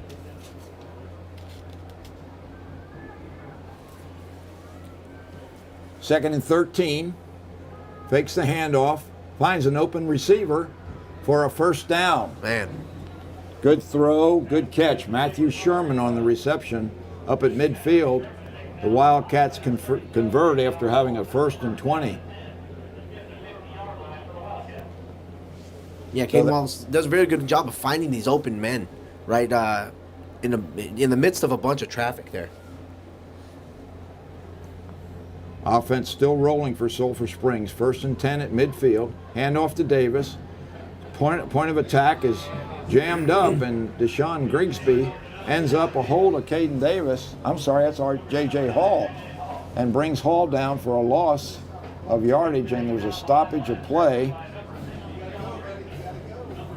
And number 62 on Wildcats' helmet came off in the play as they were him and a line were rolling on the ground, and that's Alfredo Olivedi who lost his helmet, so he's got to sit out a play. Yep.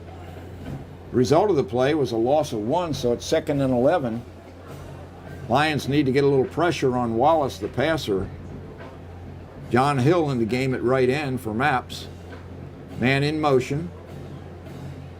Snap is high, quickly thrown out, and the receiver is stopped immediately by Davion Wallace. Yeah, good tackle, Davion Wallace. Well, it's more of an arm tackle, but he held on, for no gain practically. Maybe a gain of 1 if they don't move that. Yeah, yep. A little bubble screen again to Matthew Sherman. Yeah. And Wallace sniffed that one out pretty good. Yep. 3rd and 10. Big play for both teams with 1:15 remaining in this third quarter. Lions lead 40-21 over Sulphur Springs. Wallace fakes a handoff. He's got a man deep, and it's dropped right in the hands of Cable Glenn. Cable Glenn had it hit between the 1 and the 3, Dan, and he couldn't hang on. Yeah, Caleb Glenn, it looked like as he was trying to catch the ball, it might have hit his face mask and bounced off his face mask there. Well, that's a big break for the Lions, but it's not going to force a punt. The Wildcats are going to go for it. This is a risky move, but almost a necessity as they trail by 19. 4th and 10. Wallace fakes a handoff, rolling right. Surface is after him, throws downfield, and it's incomplete. Intended down there for Matthew Sherman. So the Sulphur Springs Wildcats turn the ball over on downs at midfield. Yep, it was great penetration and pursuit by Davion Wallace and Michael Surface to draw Caden Wallace to throw off his back leg and really overthrow into kind of a gap between all the defenders and receivers. You know, we got too many Cadens and too many Davians and Damons. And, I'm just too old to keep everybody straight, Dan. Oh, yeah, I'm starting all over the place here, Bob, tonight. One thing I know is there's 56 seconds remaining in the third quarter. The Lions have the ball 1st and 10 at midfield. Keeper by Stevens. He's got some room. Looks like he's going to pick up about 6 yards before he's swarmed under by 3 gold shirts.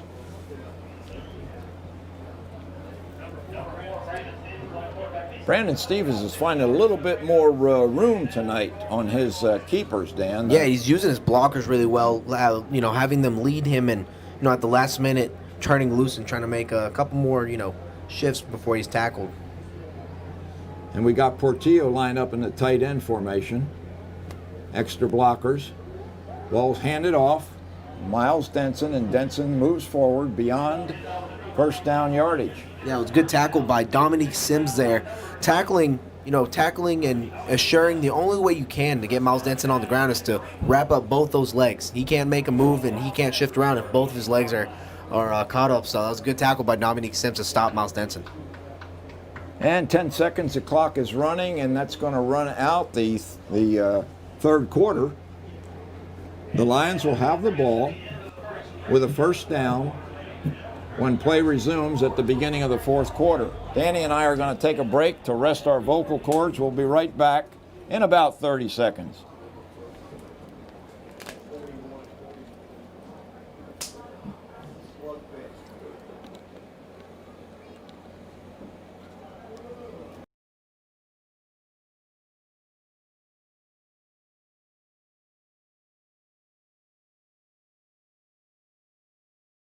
Coach Duke told me in my interview this afternoon that he is not a good loser. He hates to lose. His family, when they lose, his family just goes away from him. And he says he enjoys winning. And right now, I think he's probably a pretty happy coach. Yeah, with a comfortable lead here in the beginning of the fourth quarter, 40-21. Right at the beginning of this fourth quarter with the ball on the 38. I think he's a very happy coach right now, Bob. Well, if the Lions can punch this one in, that'll be a big step toward a victory.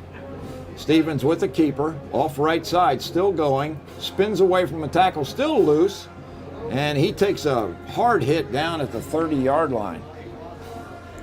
Almost, and he's a little bit gimpy once again. I kind of wish he would, he'd go down when he first gets hit. Yeah, no, and that's kind of my thing. I mean, I love a quarterback that can run, that can make a play happen with his legs, but those are one of the things you risk, and it looks like he needs to be stretched out again. Maybe a little bit more water during the day would help out with those cramps there. Yeah, he's obviously dehydrated. It looks like another cramp. So Joe Gallet into the game. Look for a handoff or a pass from Joe. He won't be keeping the ball. High snap, and fortunately it bounces right into the hands of Otagus Johnson to prevent a fumble, but he can't pick up any yardage. That was a great catch of that snap. He handed that ball off so quick. Yeah, the ball quick. bounced off Galet's hands right into the hands of Otagus Johnson, who was probably going to get the handoff anyway, but the Sulphur Springs defense came up huge and prevented any gain in yardage. So it's still it's now 3rd and 2. This is a big conversion faced with the Lions without Brandon Stevens in there to run the offense. Let's see if Joe Gallet can get the first down for the Lions. Hands off to Johnson.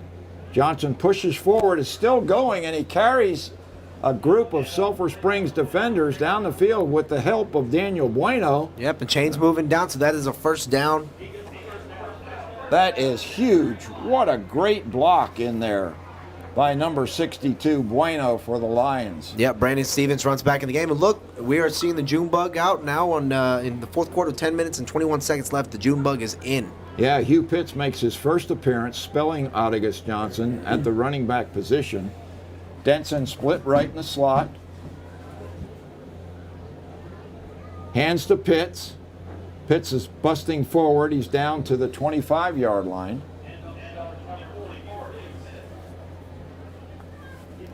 Pitts is a bigger back than Otagus Johnson. He doesn't possess Johnson's speed, but he's a bit stronger.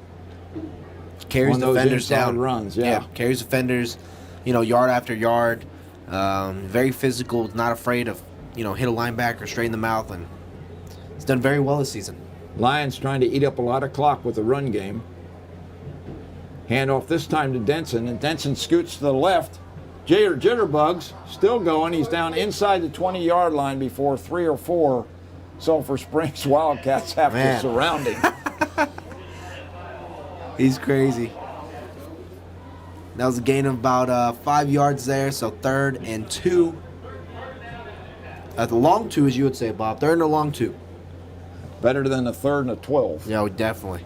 All right, the Lions trying to keep this drive going with 9 minutes remaining in this one. Denson behind both Stevens and Pitts. Stevens takes a snap, fakes to Pitts, going to pitch out to Denson.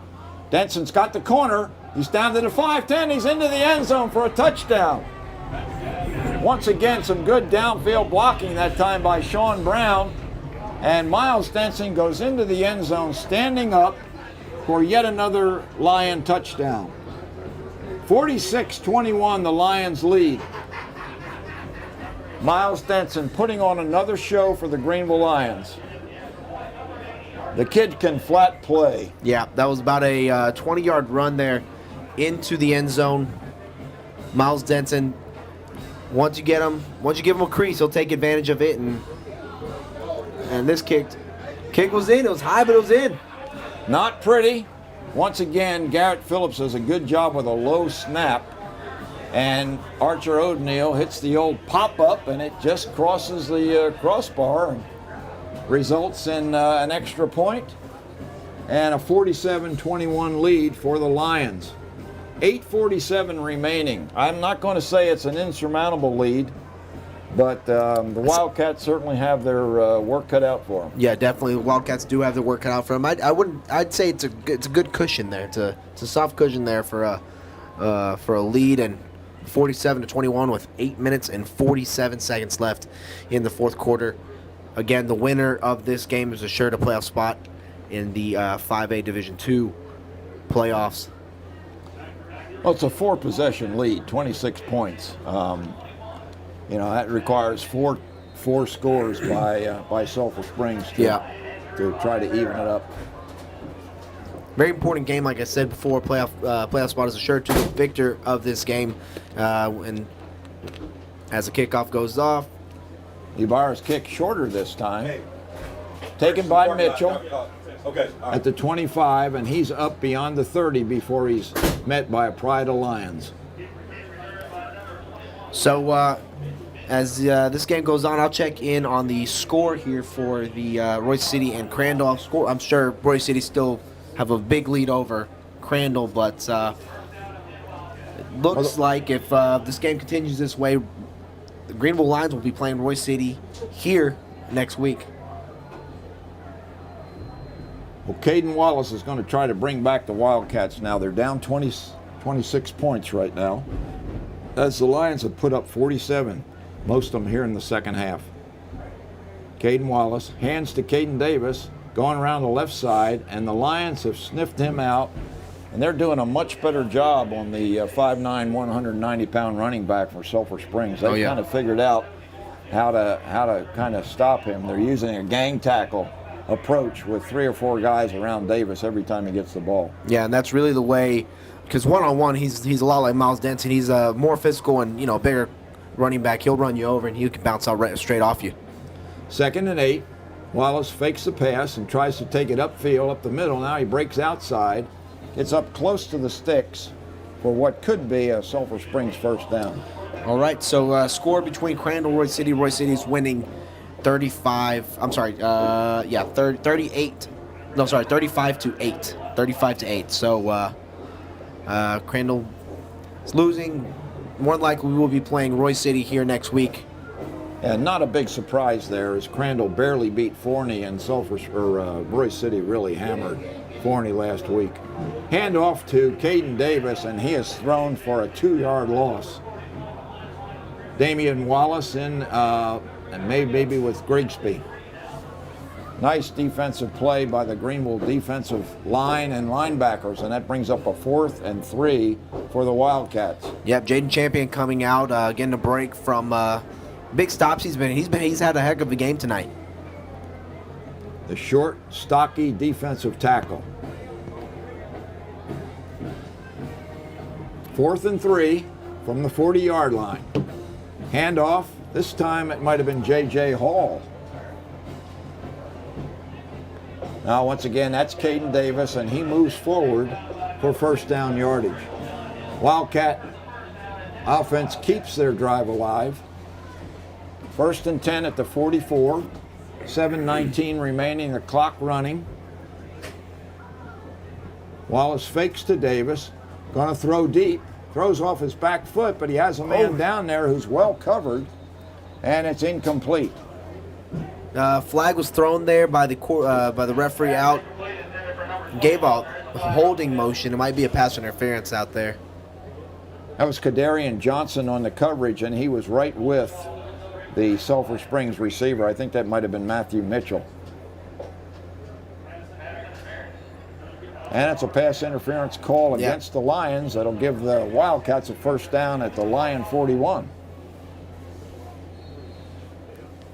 I don't know if the call was on Johnson or not. Yeah, I think the call was on Johnson. It was the referee out there that was looking, on the far south side of the field there. I sure didn't see an interference. I thought Johnson made a good play. Yeah, they were both looking at the ball. I think that was a bad call. All right, Wallace with the throw, and he overthrows Williams down at the 20-yard line.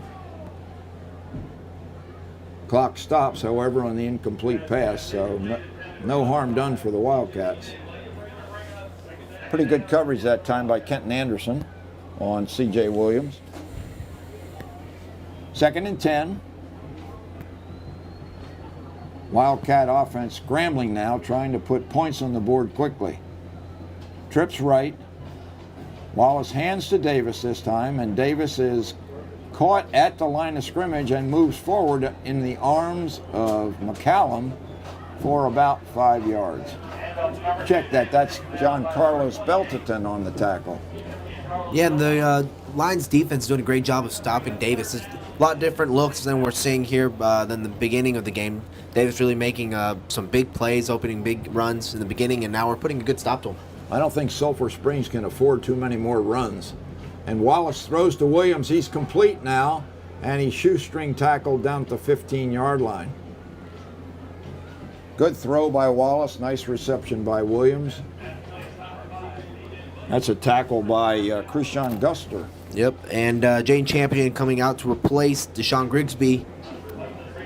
Wofford also off the field for the Greenville defense. 1st and 10 for Sulphur Springs. Wallace fakes the handoff, throws the ball, and it slips out of his hands. And let's see what they call that. They're going to call it an incomplete pass. Yeah, it looks like ball slipped out. And he gave a little double pump, I guess, towards the inside of the field and slipped out there. Might have knocked it out of his hand. No, I think he was just trying to throw and decided better about it. I guess Johnson had pretty good coverage on the receiver, and Wallace didn't feel comfortable letting that one go. He got on it quickly in case they had ruled it a fumble. But it is an incomplete pass, so that stops the clock. Wallace this time hands to Davis. Davis, no place to go, and he's brought down by John Hill. Nice play by the junior defensive end. Great job by John Hill to get off his block and get Wallace running it down out to the out. Sorry, Davis running towards the outside. You know, we talked about containment by those defensive ends. Yep. They're doing a much better job here in the second half of keeping Davis within the tackles. Yeah, they're forcing Davis inside into traffic, into the arms of Jane Champion, Jalen Maps, Caleb Leha, and company. So, I mean, they've been doing a lot better job this second half than they did at the very beginning of the game. But looks like someone's being stretched out. I can't really tell who that is on the. One of the Lions is down, so there's an injury timeout. This gives the Wildcats offense an opportunity to talk about maybe getting several plays called in the huddle. Yeah, it looks like it was Josh Luna there shaking up. He's walking. He's walking himself out down the 10-yard line.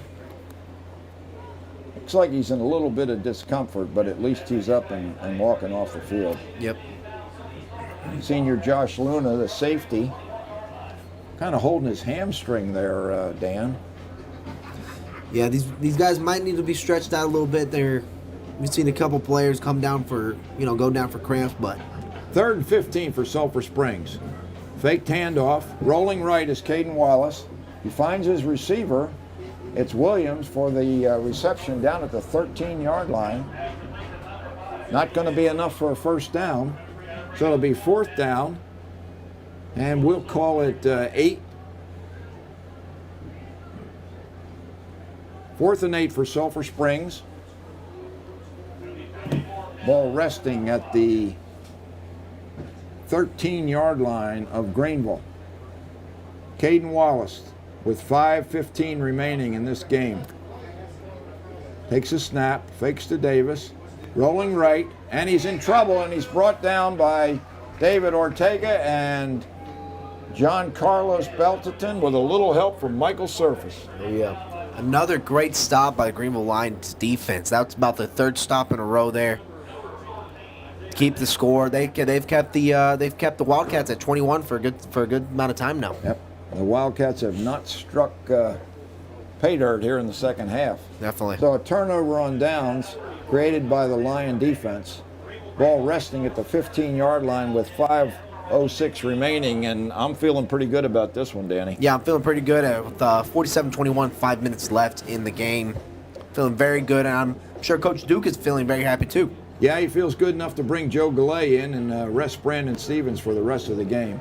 Galley takes a snap, hands off, and immediately thrown for a loss is Otagus Johnson. Joe's a better thrower than he is a runner, but I don't think we're going to be seeing any passes. The Lions are probably just going to try to run off as much clock as they can. More than likely here, with the clock winding down, 4 minutes and 45 seconds now and continuing to wind down. Lions find themselves at their 15-yard line. Second Call that and a 10. loss of 1, 2nd and 11 for the Lions. 4:32 and the clock running. Once again, handoff to Johnson, and Johnson gets the turf monster. Falls down. He just lost his footing. I don't know whether he caught his toe in the turf or what, but Otagus goes down pretty quick without anybody tackling him. Now it is 3rd and still maybe 11. It's 3rd and long, that's for sure. Yeah. The main thing for the Lions is the clock is running. Whether or not they pick up any yardage is not real important at this point in time. Mm-hmm. Gallet takes a snap. He's going to throw. He's looking deep. He's got a man. And it's intercepted, possibly, down at the 45-yard line. So you know what they say about a long throw on 3rd and long? It's about as good as a punt. Yeah. And you know, I don't remember the Lions punting tonight. Maybe one time? I think one time they've punted, yes, in the beginning of the game. But other than that, their drives have ended with the score. And there's a flag thrown on the field, probably a personal foul. Saw a little smack talk there on the far side of the field from us. Well, we don't need that for sure. The last thing you want to have happen is somebody lose their cool, and it is a unsportsmanlike call against the Lions. Be a 15-yard penalty to just give the Wildcats good field position, even better field position after the interception. There's one way that you could say a lot of words without even saying one word, and when some guy is on the opposing team is talking smack to you, I would just point at the scoreboard at that point, man. That's what I would do. DeAndre Holly, one of the many substitutes now in for the Greenville defense. Matthew Mitchell now at quarterback. Hands off. Running back gets a couple of yards before he's brought down. Another 2 flags there at that point. A lot of more sportsmanlike conduct here, a little fiery. Well, this is a rivalry game, and looks like some tempers are beginning to run a little bit hot. Might be a good time to call timeout and get control over these guys. This one is against Sulphur Spring. Actually, it's offsetting. Both teams were kind of mixing it up in there, and penalties will offset. Yep. Coach Stu can't be happy about the last couple of sequences here where maybe the Lions have lost a little bit of control over their temper. There is 3:34 remaining in this ball game. 47-21, Lions lead Sulphur Springs. Matthew Mitchell, junior quarterback, throws right. He's got Glenn, and Glenn is immediately tackled by Krishan Guster. Guster with a couple of nice plays from the defensive secondary tonight, Dan. Yep. Looks like it's about second and 6 there. If I am counting right, 2nd and 6 with 3 minutes and 10 seconds and counting. Yeah, the Wildcats have 3 timeouts, but being down 26 points, they're not about to extend the game any longer than necessary. Handoff this time. And a nice run that time by Douglas Deloney in the game for his second carry of the night, and he gets a first down.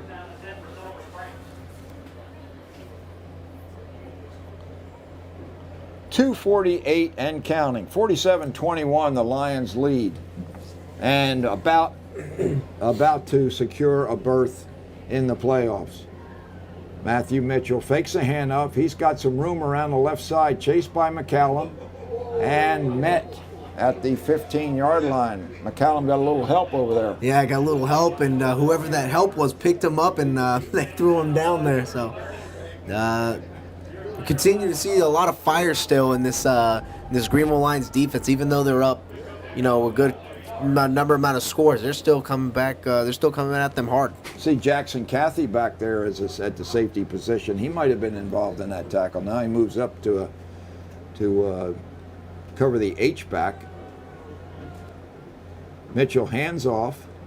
That's Deloney, and Deloney is going forward. He's a big guy, and he pushes forward down to the 1-yard line. That was a great run by Deloney.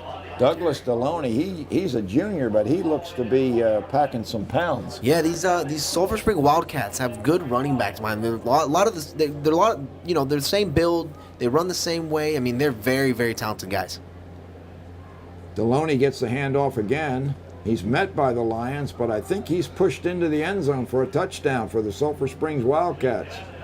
So they add their first score here in the second half. Late in the game, 1:32 remaining as this touchdown brings the score to 47-27 with Josh Tavera about to try for point number 28. Yep. With minute 30 left on the clock. Again, like you said, Bob, the Wildcats get their second score. I'm sorry, their first score here in the second half. And it's the a snap fake. is high, and Mitchell's trying to make something out of nothing here, and he just throws it out of bounds. That's just a high snap, and Matthew Mitchell couldn't do much with it. Yeah. So the score remains 47-27, a 20-point lead for the Lions. They'll get the kickoff. It'll probably be an onside attempt with 1:32 remaining, and this is where that pre-game practice, where the coaches kick balls into the ground to their guys up front and have them practice receiving onside kicks. Yep. Yeah, I would expect a onside kick here. And maybe not. Maybe, you know, with being up 20 points, we might just see a good old pooch kick. But I would if I was the receiving team, I'd expect an onside kick here. I think Coach Greg Owens, even though he's not in a position to win the game, he wants to send a message to his team that he's not quitting. And I wouldn't be at all surprised to see Tavares or possibly number 4, Bryant Sanchez. He's taking a couple kickoffs here. Let's see what happens. Sanchez approaches. It is an onside kick, and it's ball go out. There is a penalty on the play, so the ball either didn't go 10 yards or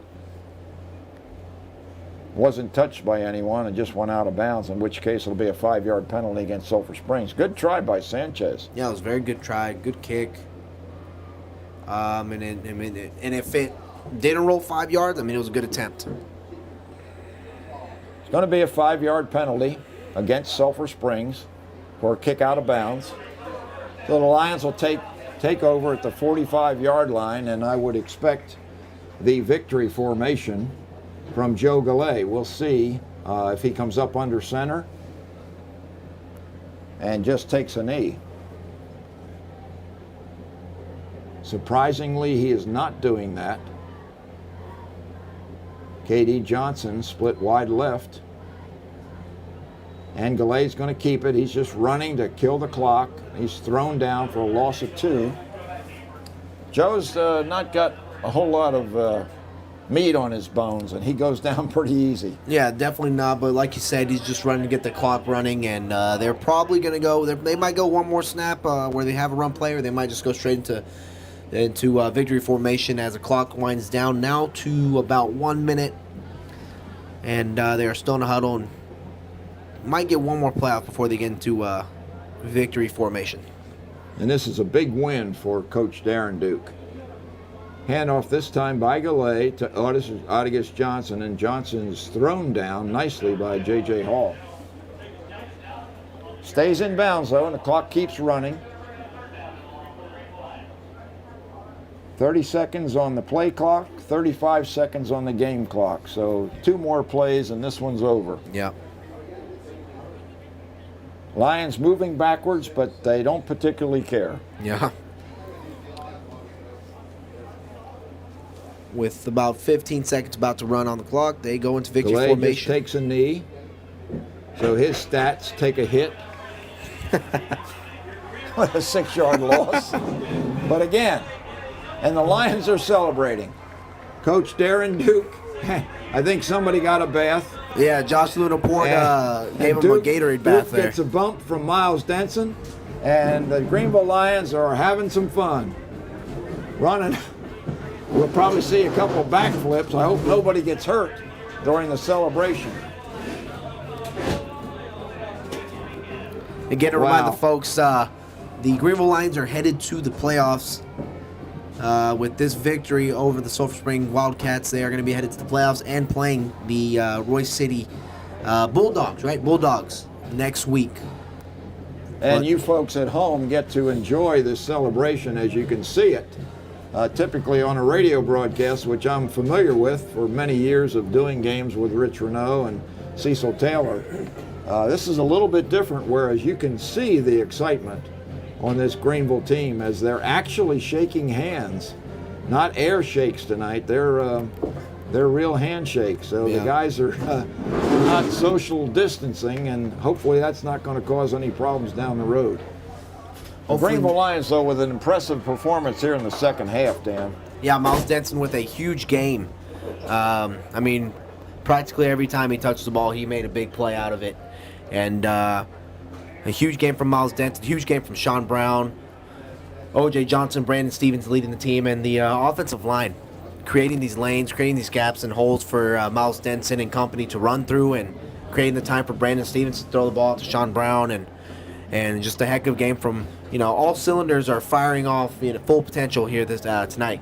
Yeah, the Lions really showed their true mettle in the second half. And here come the backflips. That's Miles.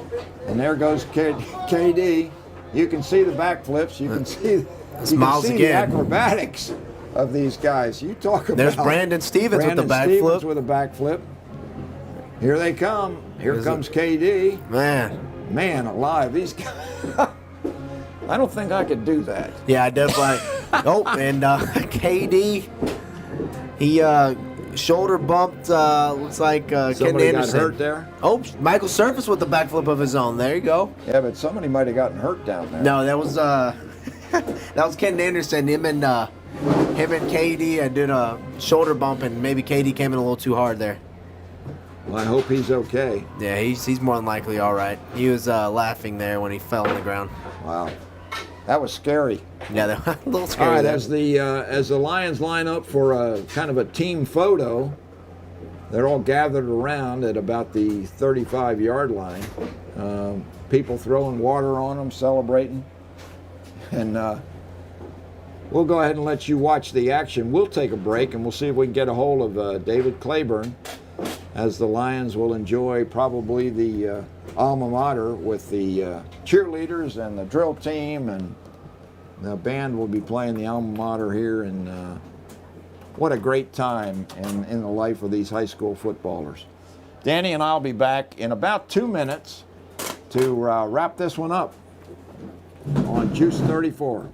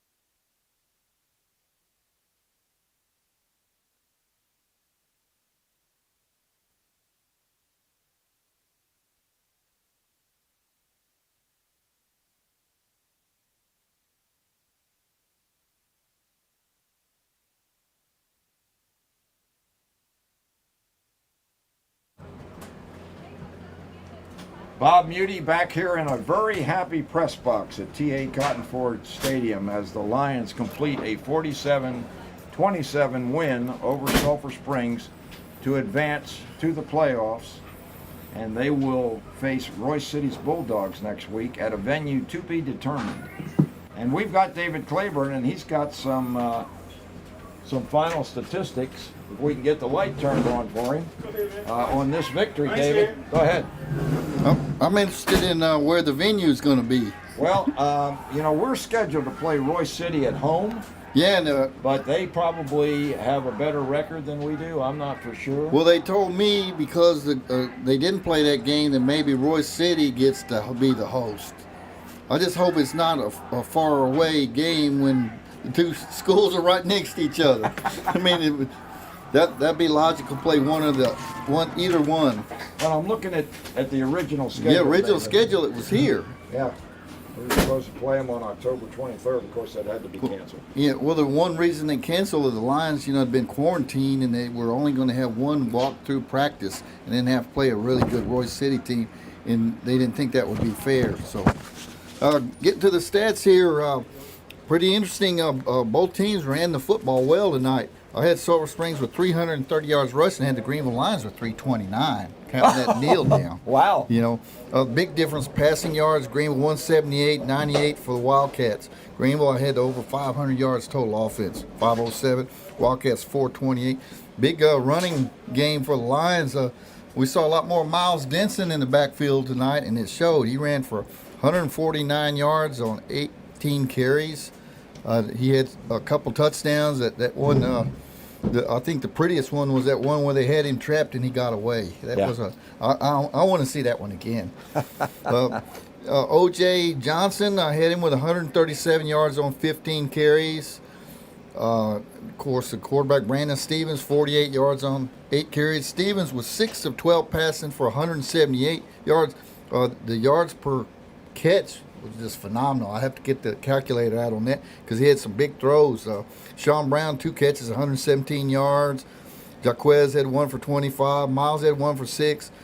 And I had Caleb Johnson with 1 for 7. Of course, Caleb was the homecoming king. Right before the game. So, good for the king. Well, now that's pretty interesting on the passing stats because he was 4 for 10 in the first half, 6 out of 12, so he was 2 for 2 in the second half. That's all they threw. He didn't throw very much. 2 passes in the second half. I have to go back and make sure I got that right, but he didn't throw it very much the second half. He didn't have to. He had Denson and Johnson running all over the field. And, Sulphur Springs, to the Wildcats' credit, they had 2 guys over 100 yards rushing. Of course, they had the running back Davis, 145 yards on 31 carries is what I had. Wow. He ran the ball a lot. Talk about a workhorse, huh? And Caden Wallace, the quarterback, that guy ran tough. He had 115 yards on 10 carries. Of course, throwing-wise, I had him 11 of 22 for 98 yards. The big difference to me was the passing game. Yeah. Because the running game was almost identical. And that speed that Greenville Lions had, the yards per carry, yards per completion is a lot different. Yeah, the speed tonight really showed itself to be Greenville's strength. Wildcats, when they scored, they had to drive 8 plays. The Lions could score in any given play. And we've been seeing that all year, and that's why they're so exciting to watch. I think he called it a quick strike offense. Quick strike, indeed. Yeah, for sure. And, second year in the playoffs after a long run. I guess the previous playoff trip was in 2003. Get back in again. It's fun. I was there when the Lions lost 40 in a row, and it's great to see the program in this condition. Darren Duke and the staff done a great job, and these kids have worked very, very hard to get to this point, and I'm just so very proud of everybody, and glad the Lions get to go back to the playoffs because, to me, they are a playoff caliber team.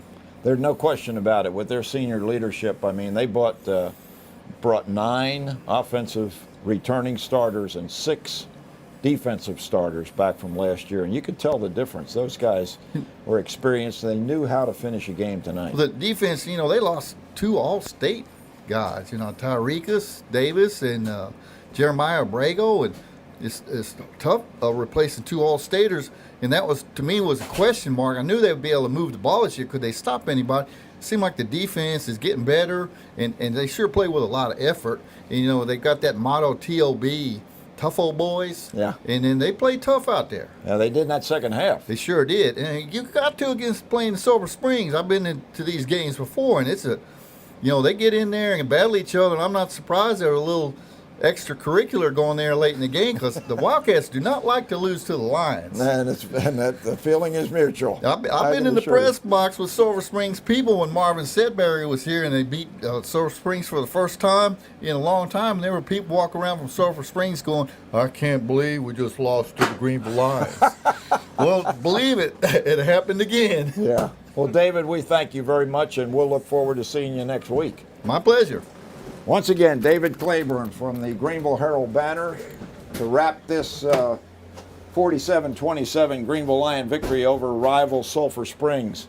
Danny, any final comments? Yeah, one more note on the destination of the game against Royce City. I had emailed Coach Duke earlier this week to find out, what's exactly going to go on next week. He had emailed and he said, we will play our seed game on Friday, November 20th. If we win, we play the winner of Royce City and Crandall. We would play at Royce City or at home versus Crandall. If we lose, we would play the loser of the game. Well, you folks, you've seen it today. We won. Royce City won as well. So we will be playing Royce City at Royce City next week. Okay, so we go about 15 miles to the west on Interstate 30. A beautiful facility over there at Royce City. I've called games from that press box. Oh, yeah. And it's glorious. Yep, very, very beautiful. So, I used to deliver food there all the time back in my high school days. So, and that should be a shootout. I mean, both these teams put out big numbers tonight again. Royce City, I don't know what their average score is per game, but I'll bet it's well into the 40s. And with the Lions win tonight, putting 47 up, they're probably averaging somewhere around 35 or 40 points a game. Yeah, somewhere around there. But again, like David said, our Lions are in the playoffs, and I think they're a good team and a good contender, big contender in the playoffs. And I think it'll be a good shootout next week. And both these teams are very good, and it'll probably go down to whose defense is just a little bit better. And keep in mind, this game next week against Royce City is what they call a crossover game, and the only thing that it does is determine the playoff seedings. And Royce City and Greenville will be playing for the third seed in the district. The winner gets third seed, the loser gets fourth seed. And that makes a difference between when you go to the playoffs. If you're a fourth seed, you need to play the number one seed. And that happened to us last week. We had to play a very good Frisco team, and we just couldn't hold up against the number one team in the zone. So getting that third seed with a victory over Royce City would be critical, because then they would play the second seed. Yeah. And in the next district over. So it's a big thing. Yeah. So we will come back with you next week, and we'll give you who the first and second seed are, and we will come back to you from Royce City with the call for the game, and hopefully we'll see a very good very good shootout between Royce City and Greenville. We're pretty sure, Dan, that the crossover game for the number one seed is going to be between Ennis and North Forney. Yeah. Okay, Two very strong teams, and that'll be a track meet too. I mean, goodness gracious, both those teams put out huge yardage and huge numbers of points. So I think all four teams that have qualified for the playoffs are tremendous offensive teams, and I think, like David said, the difference is going to be whose defense can stop the other team. Yeah. So we will find out next week, folks. We'll be over at Royce City Friday night, November 20th, 7:30 kickoff. Lions against the Bulldogs. This is Bob Muty alongside Danny Hernandez and Rebecca Hernandez behind the camera, saying have a wonderful weekend and enjoy this victory by the Greenville Lions. Once again, final score, Greenville 47, Sulphur Springs 27. Good night, everybody.